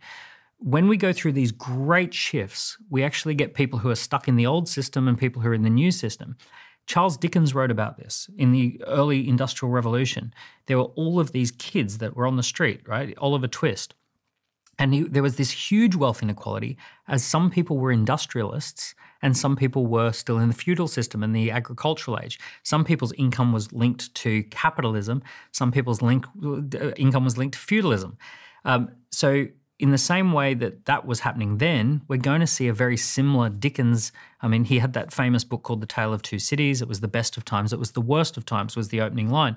We're going to have the same thing now. It was the best of times. It was the worst of times because we're going to have some people who are leveraging technology and they live a life of fun, freedom, fulfillment, financial success. And we have some people who are stuck in the industrial age who sit there and say, I work as hard as I possibly can and I cannot get ahead. I'm falling behind year after year after year. And it's because we have 2 systems operating in parallel. Okay, so the people that would counter you now, when you talk about, the idea that these individuals that are leaving are wealth creators, what is the counterpoint? That is, does make sense. There are some rich people I know that are hoarding a lot of stuff. I mean, they do create opportunities for the economy, but they're in a hoarding season of life, just kind of stacking it up. They're not really giving it to many people, and they're playing certain money games just to build wealth and not necessarily creating huge economic value. So what we need is nuance, and we need the nuance to understand that there are poor people who are rent seekers, who are not productive, who are takers from the economy. There are rich people who are takers from the economy, and there are rich people who are phenomenal wealth creators who create opportunities around them. There are poor people who are phenomenally valuable to the economy. So if we were to just simply make no distinction by just simply the level of wealth or income, it doesn't distinguish between, let's say, a nurse who's on 30,000 and someone who's a drug dealer on 30,000. They're not. They might be economically the same. They're not the same types of people in the economy. So what we need to do is have some nuance and understand what is the behaviors that we want to incentivize, what is the behaviors that we want to avoid. We want to make it hard to simply stick all of your money in expensive assets and then rent them out. We want to tax that. And we want to make it easy to invest in new economy. We want to make it easy to bring down the prices of things. We want to make it easy for wealthy people to invest into startups. We want to make it easy for people to relocate here, and it's an attractive opportunity to build a business here and create jobs here. We've just stuck a 15% tax on top of employing people, so a lot of entrepreneurs have responded by outsourcing to remote workers. I know plenty of companies that are now hiring people in the Philippines and South Africa because it's 15%, but straight off the back, all things being equal, it's 15% cheaper to hire someone overseas than here. So the government is making the wrong moves. They're just doing the wrong thing. They're making it expensive to hire people here. They're making it expensive for talented people to live here and be here. So the economy is going to suffer until they get their head around the fact that we're a globally competitive economy. We have to be globally competitive, that we live in a digital world. It's just going to get worse and worse. Is this in part because the way that the political system is set up is that the Prime Minister or the President has 4 years? So actually they're quite short term. Because I'm thinking of Keir Starmer. He's saying that he walked into this deficit and now it looks like he's scrambling around for the money. And the long-term play here would be we need to change the schooling system so that in 15 years' time, we've got a lot of AI knowledge base in our economy. It's not that. It's just that in the industrial age, we created institutions that were appropriate for the industrial age, and now they've run to the end, and now they're just outdated. Look at the name, the UK government. That means it's a geographical border. The London City Council means it's an M25, right, is the geography. The British, the UK economy. So anything that is defined by geography already misses the point. Straight off the bat, it misses the point. And the point is that we live in a world where you can sell to anyone in the world, you can hire anyone in the world, you can pay anyone in the world, you can build a brand effortlessly from your phone, you can live and work from anywhere, you can create companies super easily. Like all of those things, like the fundamental technology has shifted. So it's like saying, oh, how do we change the Duke and Lord system and the serfdom system? It's like, well, that was for the agricultural age, that was the system that evolved. We're going to need a completely different system because we now have an industrialized economy. So unfortunately, we're going into a digital world, or we're in a digital world, and the entire government is set up for the industrial economy. National identity was a massive thing in the industrial age. National currency was a very big thing for the industrial age. Do you think Trump's going to make good decisions? He's certainly going to be a disruptor. He's going to be an accelerant. Whatever's happening, I think he's going to break things that we're going to break, and I think he's probably going to bring in some things that emerge as good things. I think we were definitely going in the wrong direction. We were becoming, governments of the world were becoming very authoritarian for a while there. They were really policing different, elements of our lives and speech and those sorts of things, and all of that's going to definitely swing back the other way. The pendulum has already swung back the other way if you saw the Mark Zuckerberg announcement the other day. Are you bullish on America? Oh, America's definitely the most bullish place, yeah. So this goes back to something I said earlier in terms of if I'm an entrepreneur and I want to position myself where the opportunity is, where the capital is, where the mentality is. Yeah, where is actually online. So Okay. the where is digital. You can go to Silicon Valley and you'll see some of the poorest people living next to some of the richest people. So it's not a geographical thing. It's a mindset. And the mindset is digital versus analog, or digital versus geographical.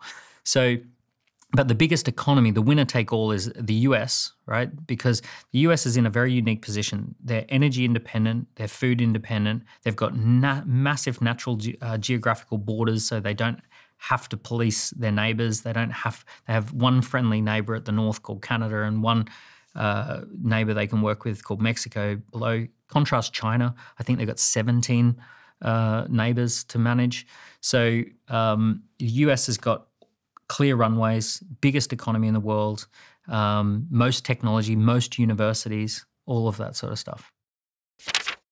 We take our time when it comes to hiring at Flight Story, because I fundamentally believe the success of a business is directly linked to how good you are at hiring. And better hiring starts with smarter insights. LinkedIn, who's a sponsor of this podcast, has some of the strongest hiring data available to help you identify the best candidates for your business.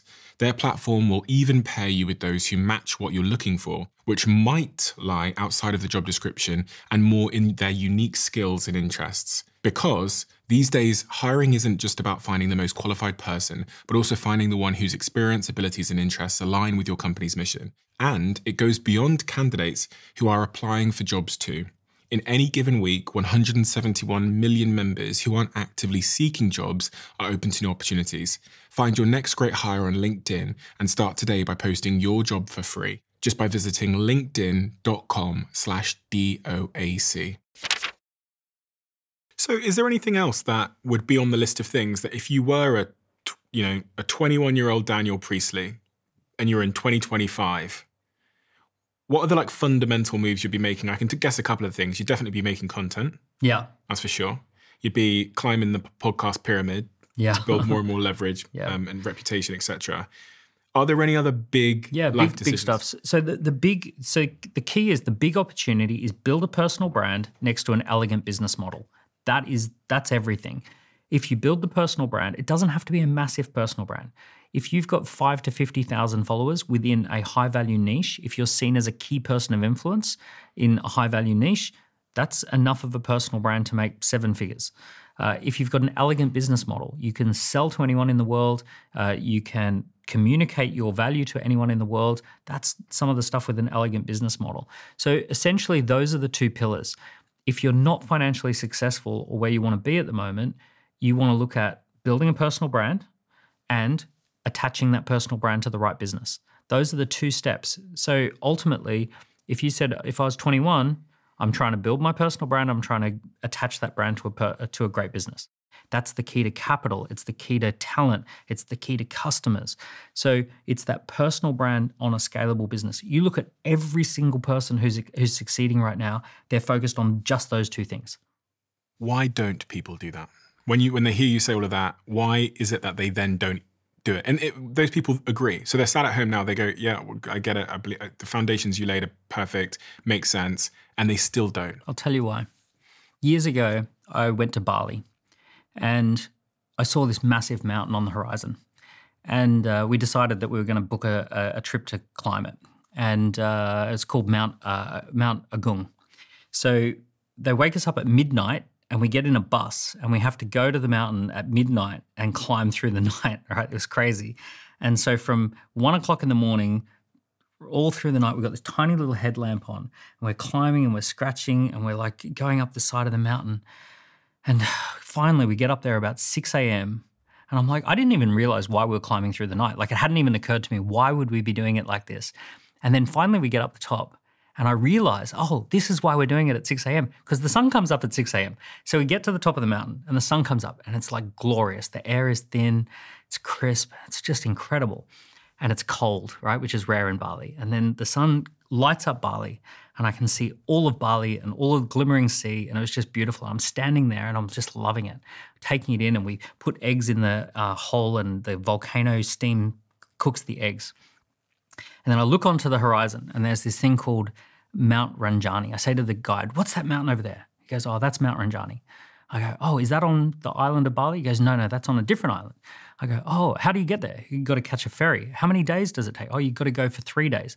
How long does it take to climb? Oh, it takes about this much time. Is it higher or lower or blah, blah, blah? How much is it? Can I book through you? And he says, Mr. Daniel, you need to appreciate the mountain you're standing on right now. Right? Puts his arm around me. You need to learn to appreciate the mountain you're already standing on. So when I was standing on that mountain, I could see everything but the mountain, right? I'm looking around the horizon, I'm seeing all this, I'm seeing the mountain on the thing, but I couldn't see the mountain that I was already standing on because I was too close to it. So the biggest thing that people miss in today's world is that they're already standing on a mountain of value. They've already got so much value, but they're so distracted by the mountain on the horizon. They go, oh, Stephen Bartlett, he's already so much further ahead. He creates podcasts. I could never do that, right? Or they go, oh, I saw this person who's really good in my industry and they wrote a book and I could never write like that. Or, I don't know if I've got anything of value to share. Some people have floated a company for $1 billion and I've only just started, right? What am I going to share? And what they miss is that every single person, your story is relevant. Your background is relevant. The people that you know is part of the mountain of value. Your relatability is part of the mountain of value. You're losing your relatability because as you go so high, people just starting out can't even comprehend how to get there. So someone in the middle is going to take a place that you previously occupied because they're more relatable. They're only 2 steps ahead, not 20 steps ahead. So every single person has this mountain of value, but the biggest thing at the moment is the distraction of all the other stuff. And you're so close to your own mountain of value, you can't see it. So the first thing I love to do is just put my arm around people and say, please learn to appreciate the mountain you're already standing on. It's so true. And so I was just talking to someone before you came in about my girlfriend. She's a breathwork practitioner. She's got her own studio, balibreathwork.com, if anyone wants to go to her retreats. And she, hashtag ad, I guess. And she was spending a lot of time talking about making Instagram videos again. And in fact, I think 2 years passes and she's talking about it and she buys a camera and buys another camera and buys another camera, et cetera, as we all do. And I realized that eventually the reason why she wasn't starting is she was so, I think, a little bit too focused on how it might perform, that first video she dropped, that she never dropped the video. And I was reading a book over the Christmas break. I think it was The Courage to be Disliked. And it talks about the possibility gap, something like the possibility gap, where it's the gap but when you announce your intention and before you do it. And you can live in this gap because there's been no evidence to prove you can't yet. There's been no evidence to prove that you're actually not good at violin or you're not good at DJing. So you can live in this gap for a long time. It's like the realm of possibility. Yeah. You've announced it, people are now giving you credit for it, and there's been no evidence to prove you can't do it. And one of the things that actually got her posting over Christmas was when I said to her, instead of like trying to make good videos, let's make the objective, get to video 1,000. She's posted every day since. She's posted 30 odd videos on her Instagram since then. Changed the goal. The minute the goal became, let's get to video 1,000, she was off to the races. The other thing that happens is in an exponential world, in an exponential curve, every double eclipses everything that came before it. And when you go through a doubling speed, you're doubling and doubling and doubling. Each double is worth everything before. So imagine this. We put 1 grain of rice on a chessboard, then 2, then 4, then 8. 8 is bigger than 7 that came before, then 16, which is bigger than 15 that came before that, right? And it goes like this. So every double eclipses everything that came before. So in an exponential world, just those first 1,000 videos you might only get, 10,000 followers. Right? It might be small, but then you get a breakthrough, and then in that breakthrough, you get more than 10,000 followers from that breakthrough. But it was all of that led to that. It's exactly what happened to me, almost to the number. And to me.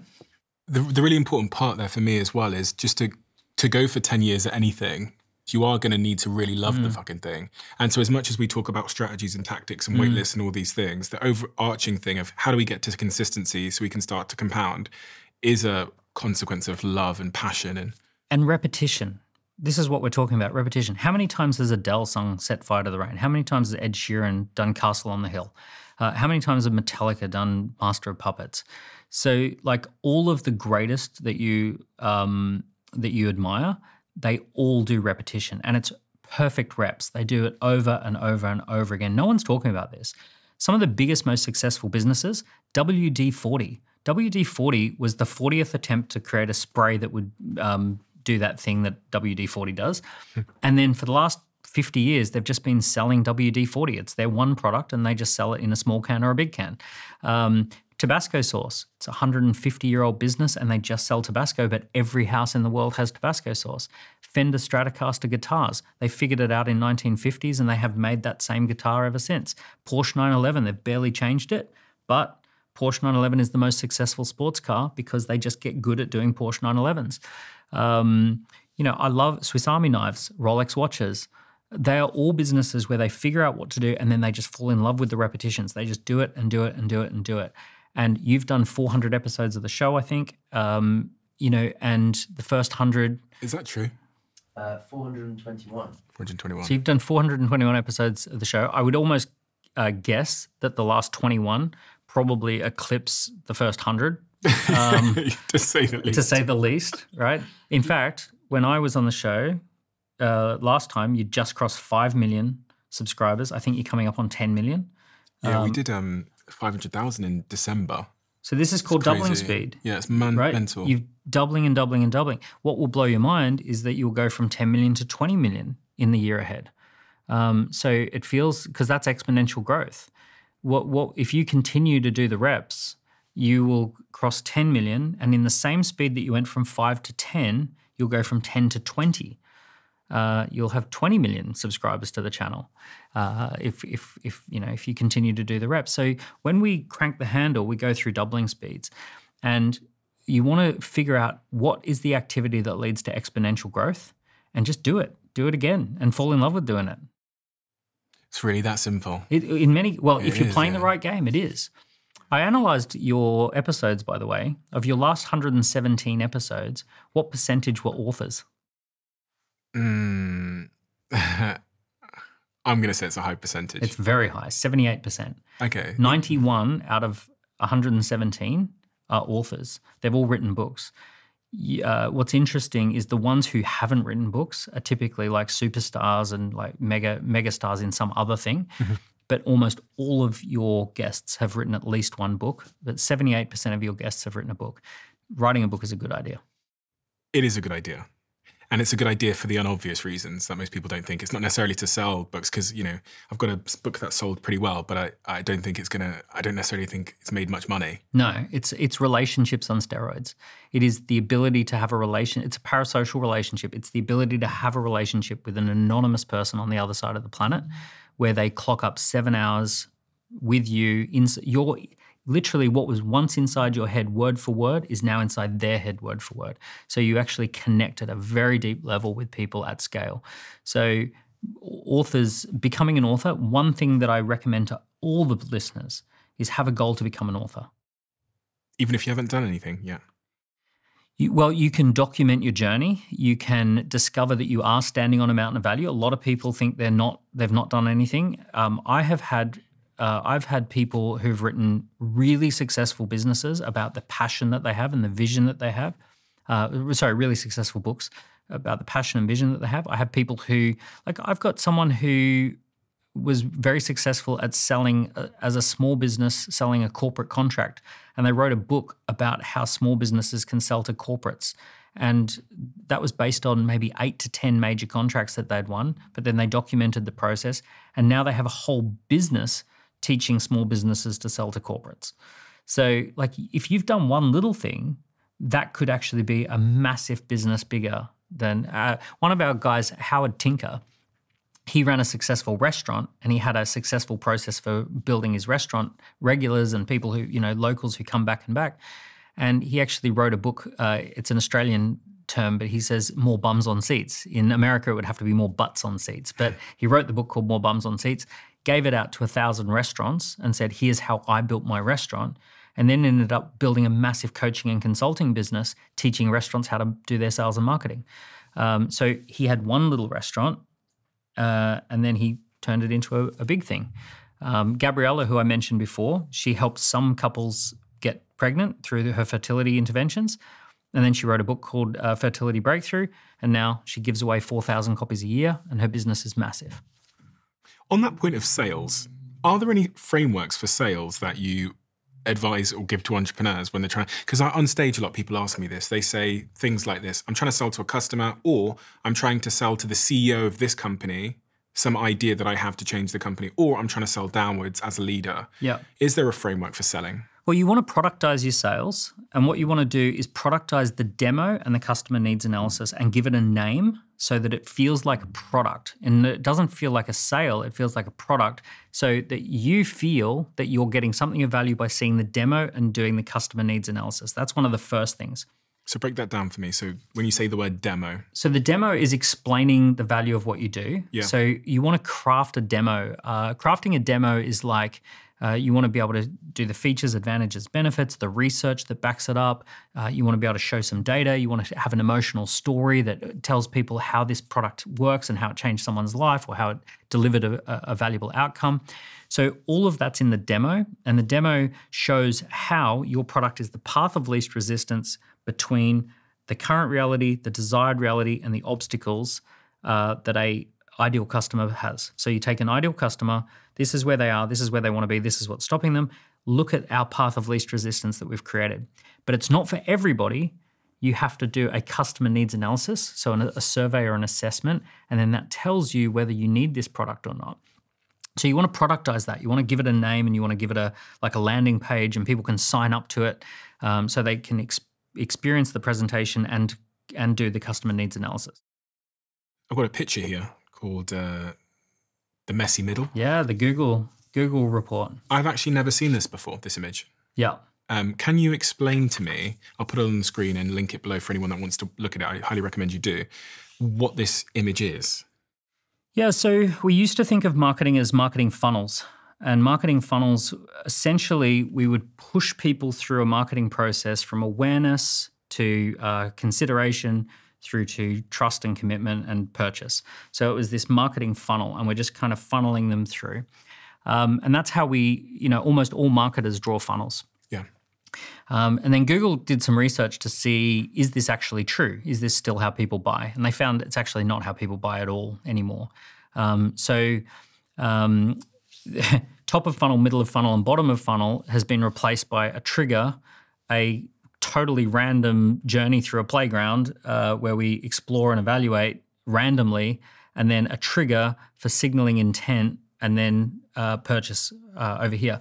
So what this might look like is I might see an influencer talking about her, handbag, and I go, oh, I'm interested in that brand. I'll give them a follow. Yeah. And then I ignore them. And then I discover that they've actually put some videos on YouTube, and I start watching a video on YouTube, but then I go and do something else.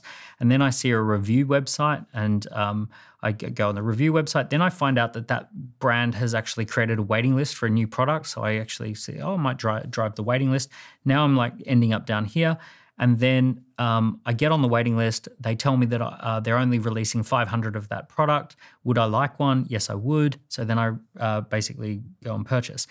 So it's no longer a funnel experience because customers have figured out that they can disappear within 3 seconds if they want to, right? They can just jump your fence, and a funnel feels dehumanizing for most people. So they don't like to be funneled. They like to go on an adventure. So rather than thinking of our marketing as a funnel, we want to think about it as an adventure or a playground. So we're going to create things that people can interact with and play with. So they could watch a video, they could listen to a podcast, they could take an online assessment, they could complete a customer needs analysis, they could watch a demo, they could get free access to a trial in a portal, they could join a community, they could join a discussion group, right? So these are all things that people can engage with or play with, and we want it to avoid feeling like a funnel. We want to feel like it's lots of value, lots of great experiences, and then at the certain time, there are moments to act if you want to buy something. If you're the right person at the right time, this is the moment to act. So it's a bit of a different way of thinking about marketing, but it acknowledges the fact that we're living in a very different world where, funnels worked when people were afraid of not seeing you ever again, or that they're afraid that they would miss out, but no one's afraid of that anymore. The people that came to you following our last conversation, and that sent you messages and DMs. What is the most frequently occurring question that they asked you? How do I start when I don't have a brand? Like a lot of people say, I've got a big idea or I want to launch, but I don't have a brand yet. I'm invisible. I feel invisible, and that makes me feel stuck. And essentially, they know what they're excited about. They know what they're passionate about. I've got a big new product idea. I've got a way of expanding into a new territory, but I don't have the brand. And is that where your 5 Ps come in for becoming a key person of influence? So the 5 Ps is we have to learn to pitch, right? The entrepreneur journey is a journey of 1,000 pitches. One way or another, you're either going to pitch an average pitch and end up with nothing, or you pitch a phenomenal pitch and end up with a $10 to $100 million business. If you're Elon Musk, you'll end up pitching your way to Mars, right? But the entrepreneur journey is all about pitching. So we've got to have a great way of pitching the business so people are excited. In person or digitally? Could be video, right? I've seen Mark Zuckerberg do hundreds of pitches over the last 20 years for Facebook and new features. Steve Jobs used to do it on stage, but then the video went out. So you can do it to video, you can do it to camera, you can do it on a podcast, you can do it live, you can do it one-to-one, you can do it to groups, but you have to learn how to be able to pitch an idea, get people excited about something through your words. Entrepreneurs and founders, they are the spokesperson for their business. They have to be able to be good at pitching. The second thing is publishing content, publishing videos, publishing podcasts, publishing a book, publishing on LinkedIn, right? So it's essentially taking the elements of a pitch but putting it into different formats. 7-Eleven-4 stuff. Mm-hmm. The third element is the productization, the product ecosystem. Too many people sell time and skills. They have to sell intellectual property, media, data, software, or productized services, or they have to have a scalable product, something that doesn't require their time and effort in order to sell it again and again. Because your time and effort as a founder has to be on the demand side, not the supply side. So we've got to productize. Raising profile is the next one. So having your social media platforms, doing some live events, winning some awards, getting on traditional media or third-party platforms, all of that is your profile. And then the next one, once you've done all of that, is doing your first joint ventures and partnerships. So big business happens when you can find the right partners. So you might need a capital partner for investment, or you might need a distribution partner for sales. You might need a product partner, someone who actually partners to incorporate something that they do into your product. So packaging up through partnerships. Mm-hmm. So I always focus people on pitching, publishing, product profile, partnerships. That's the role of the founder. We call that the key person of influence role. The, personal brand feels like this weird thing, or it feels like branding, or it feels like this kind of like, I've got to, get up every day and photograph my breakfast and, all that sort of stuff. But actually, if we just focus on pitch, publish, product profile, partnership, most people who are sensible people with successful businesses, they say, oh, that makes sense. I like all of those things. Yeah, personal branding has got a bit of a rap, isn't it? A bit of a stigma. The goal is not to be an influencer, to be a key person of influence, and there's a difference. And I think there's different types of personal branding, and the best, most effective type of personal branding that I've seen is what I call idea promotion, mm-hmm. where you're promoting your ideas to the world, maybe in a particular niche or industry, but it's all about, here are my ideas. And you can do that as well, obviously, through books and through podcast appearances and stuff. But there are other types of promotion. So some people do deficiency promotion. Here are all the ways that I'm flawed. And they build a brand around that. Or, well, the one people most object to is self-promotion. Self-promotion, which is, here's how great I am. Look at me. This is my lifestyle. This is my car. This is my abs. Yeah. Here's my dinner. Here's my girlfriend, my boyfriend, right? So all of that sort of stuff is self-promotion. That's narcissistic. Mm-hmm. And that's associated more with an influencer. A key person of influence is operating within a high-value niche, and they're idea promoting. They're saying, here's the big insights that you need. Here's the data that you should pay attention to. Here's the problem as I see it, and here's some nuances around the problem. Here's the solution or outcome that's achievable, and here's how you get to that outcome. Mm. So they're basically, it's part thought leader, but also part entrepreneur. You don't need a huge following for this. Influencers notoriously can't sell stuff. Many influencers have 1 million followers, and it turns out they can't sell hoodies. Very, very difficult to get anything sold. People look at them as entertainers, but they don't really look at them as thought leaders or, someone who's directing serious spend. A key person of influence might have 5,000 or 10,000 followers, but when they say this is the thing to buy, everyone buys it. So that's what we're going for that. And can anyone do that? Anyone can start. I mean, I've been working on this for 15 years with 5,500 companies. We've got single mums with children who have special needs who have gone from struggling to multi-million businesses. We've got people who had been stuck at 5 people for 10 years and then they go to 50 people. We've got people in 50 different industries, from real estate to dentistry to medicine to IT services. So the world is open at the moment. Every single industry has 1,000 different micro niches.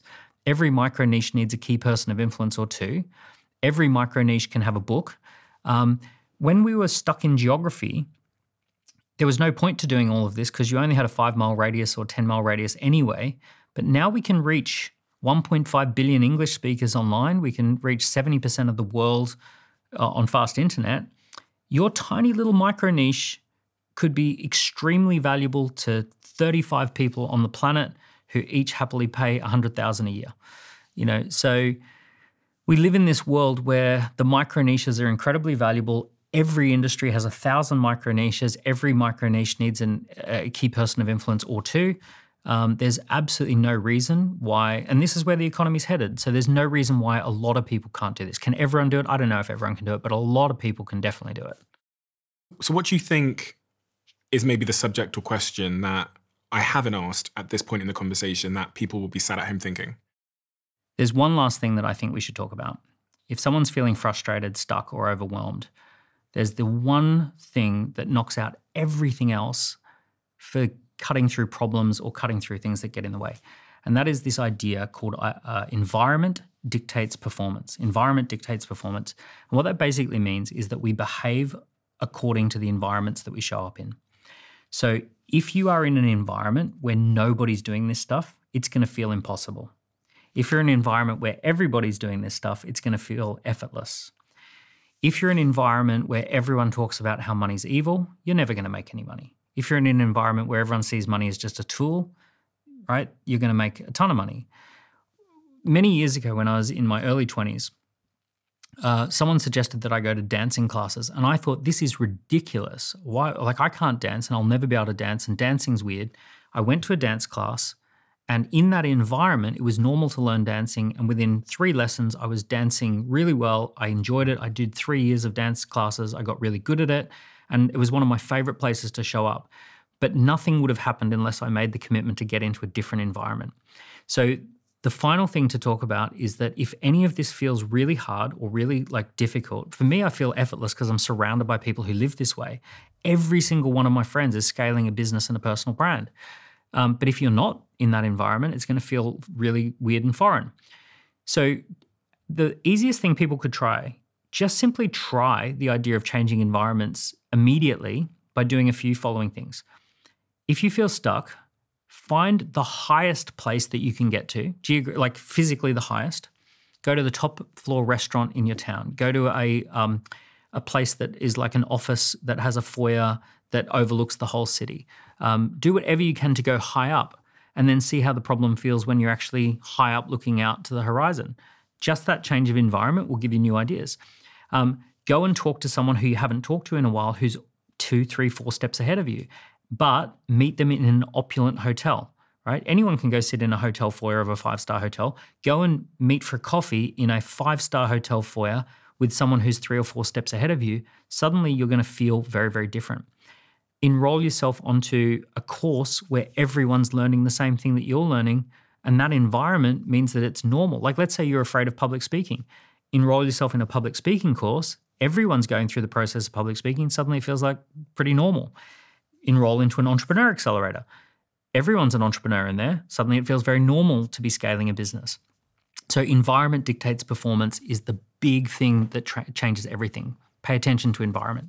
What I'd love people to do that are listening now on YouTube or wherever you might be listening, I think YouTube is probably the best place to do it, is if you are one of those people that feels a little bit lost and you are, you are working in a restaurant at the moment and you're working evenings, and you heard Daniel talk about AI and all of these things, and you just feel like it might be a bit far away, or you don't have the people around you that can potentially help you with that, let's start a little bit of a community in the comment section. So I think it would be really, really cool if people detailed their situation, talked about where they want to get.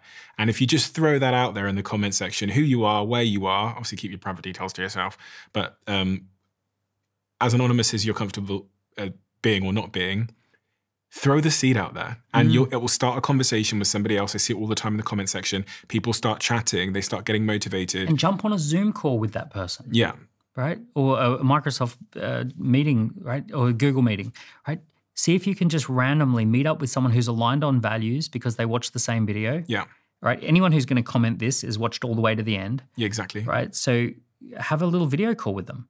Like jump on a Zoom call and just say, hey, let's discuss the episode. What are you up to? What are you doing? What are you taking away from that? That's a change of environment. You're putting yourself around a new person. And just so you know who these people are that also got to the end of this and that are doing this, if you could all start it with a waving emoji, then at least you know that you're people that got to the end and saw this part. And if you could be friendly to those people and maybe reach out to them, talk to them, and safely, right, do your own process of verification to make sure that they're not a crypto scammer or something. Yes. Safely, maybe connect with them on LinkedIn, verify who they are, and then form that relationship. Because there are people in this audience that I know are searching for like-minded individuals. And as you say, by the very nature that they got to the end of a 3-hour conversation, they are like-minded in some way. Super aligned. You might discover you've got more in common with someone on the other side of the planet than someone who's just down the road.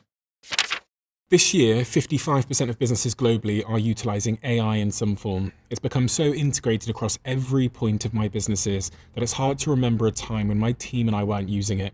Adobe Express, who sponsor this podcast, is a prime example of a tool our team uses day in and day out. Its Generate Image tool only needs a few words describing what you want, and using AI, it returns many images for you to choose from. If you're watching, see how quick and easy it is, and you can try it yourself for free. The customizable templates mean you or anyone in your team can create something that stands out without starting entirely from scratch or being a design expert. It's the type of technology that differentiates Adobe Express from being just another design tool and makes it the quick and easy create anything app. Search Adobe Express or download it for free in the App Store right now.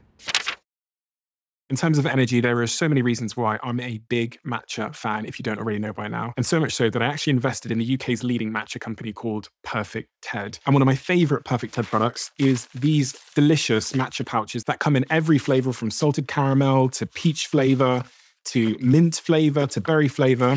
One of my favorites is this vanilla flavor, which I'm going to make in just 2 seconds. You just take this mixer here, get a little bit of the powder, pop it on top of the shaker like that. Put the lid on.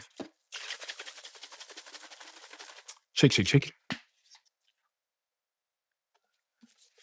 Delicious.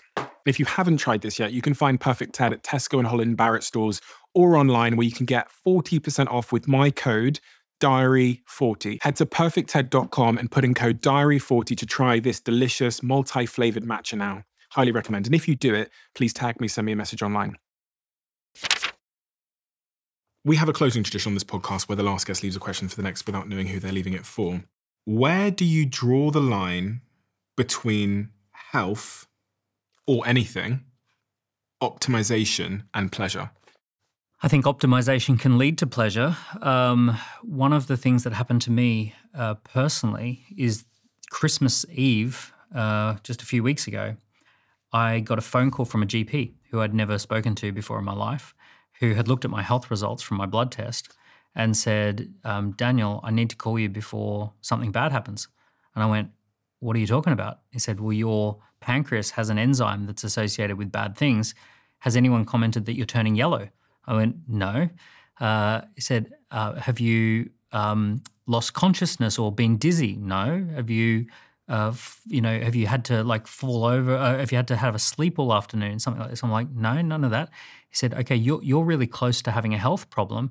The reason I'm calling you Christmas Eve is because Christmas Day, if you drink alcohol, if you eat too much food, you could end up in an ambulance with these levels that you're in.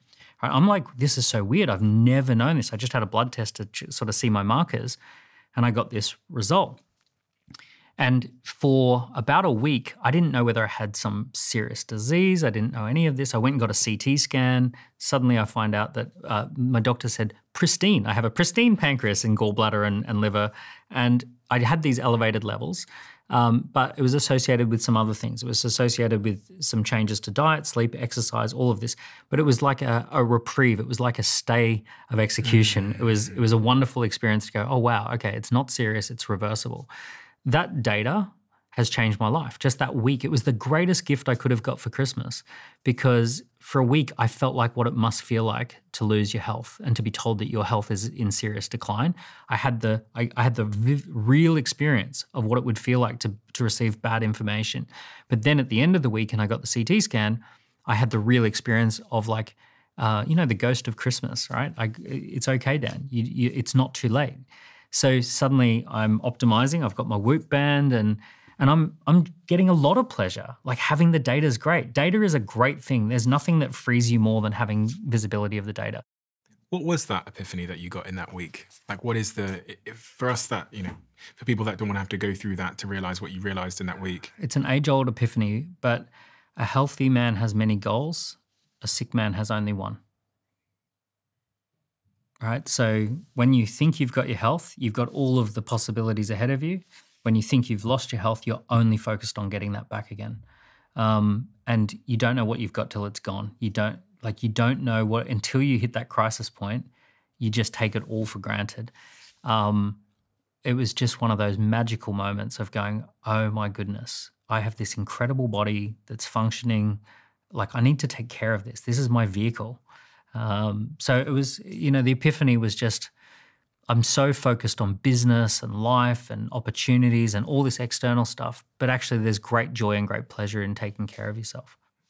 I think that's so wonderful to hear and so refreshing, because it's often the missing piece in the big picture of like success and optimization is this, I had it for many years, we take for granted that all that we strive for and all that we've accomplished and all that we love and know is sitting on this tectonic plate that we don't even know is there until it shakes. Until it shakes. It's like I was over in Cape Town, there's an earthquake this year while I was there, and I'm sat in my house, and then suddenly at 2 a.m. in the morning, like underneath me starts shaking. Yeah. And I oh my God, I didn't realize. Yeah. I thought the house was the base. Actually, the base is the tectonic plate. And in our lives, that's our health. As entrepreneurs, we disregard it so flippantly in the pursuit of some kind of accolade until it shakes. And then that becomes the only important thing.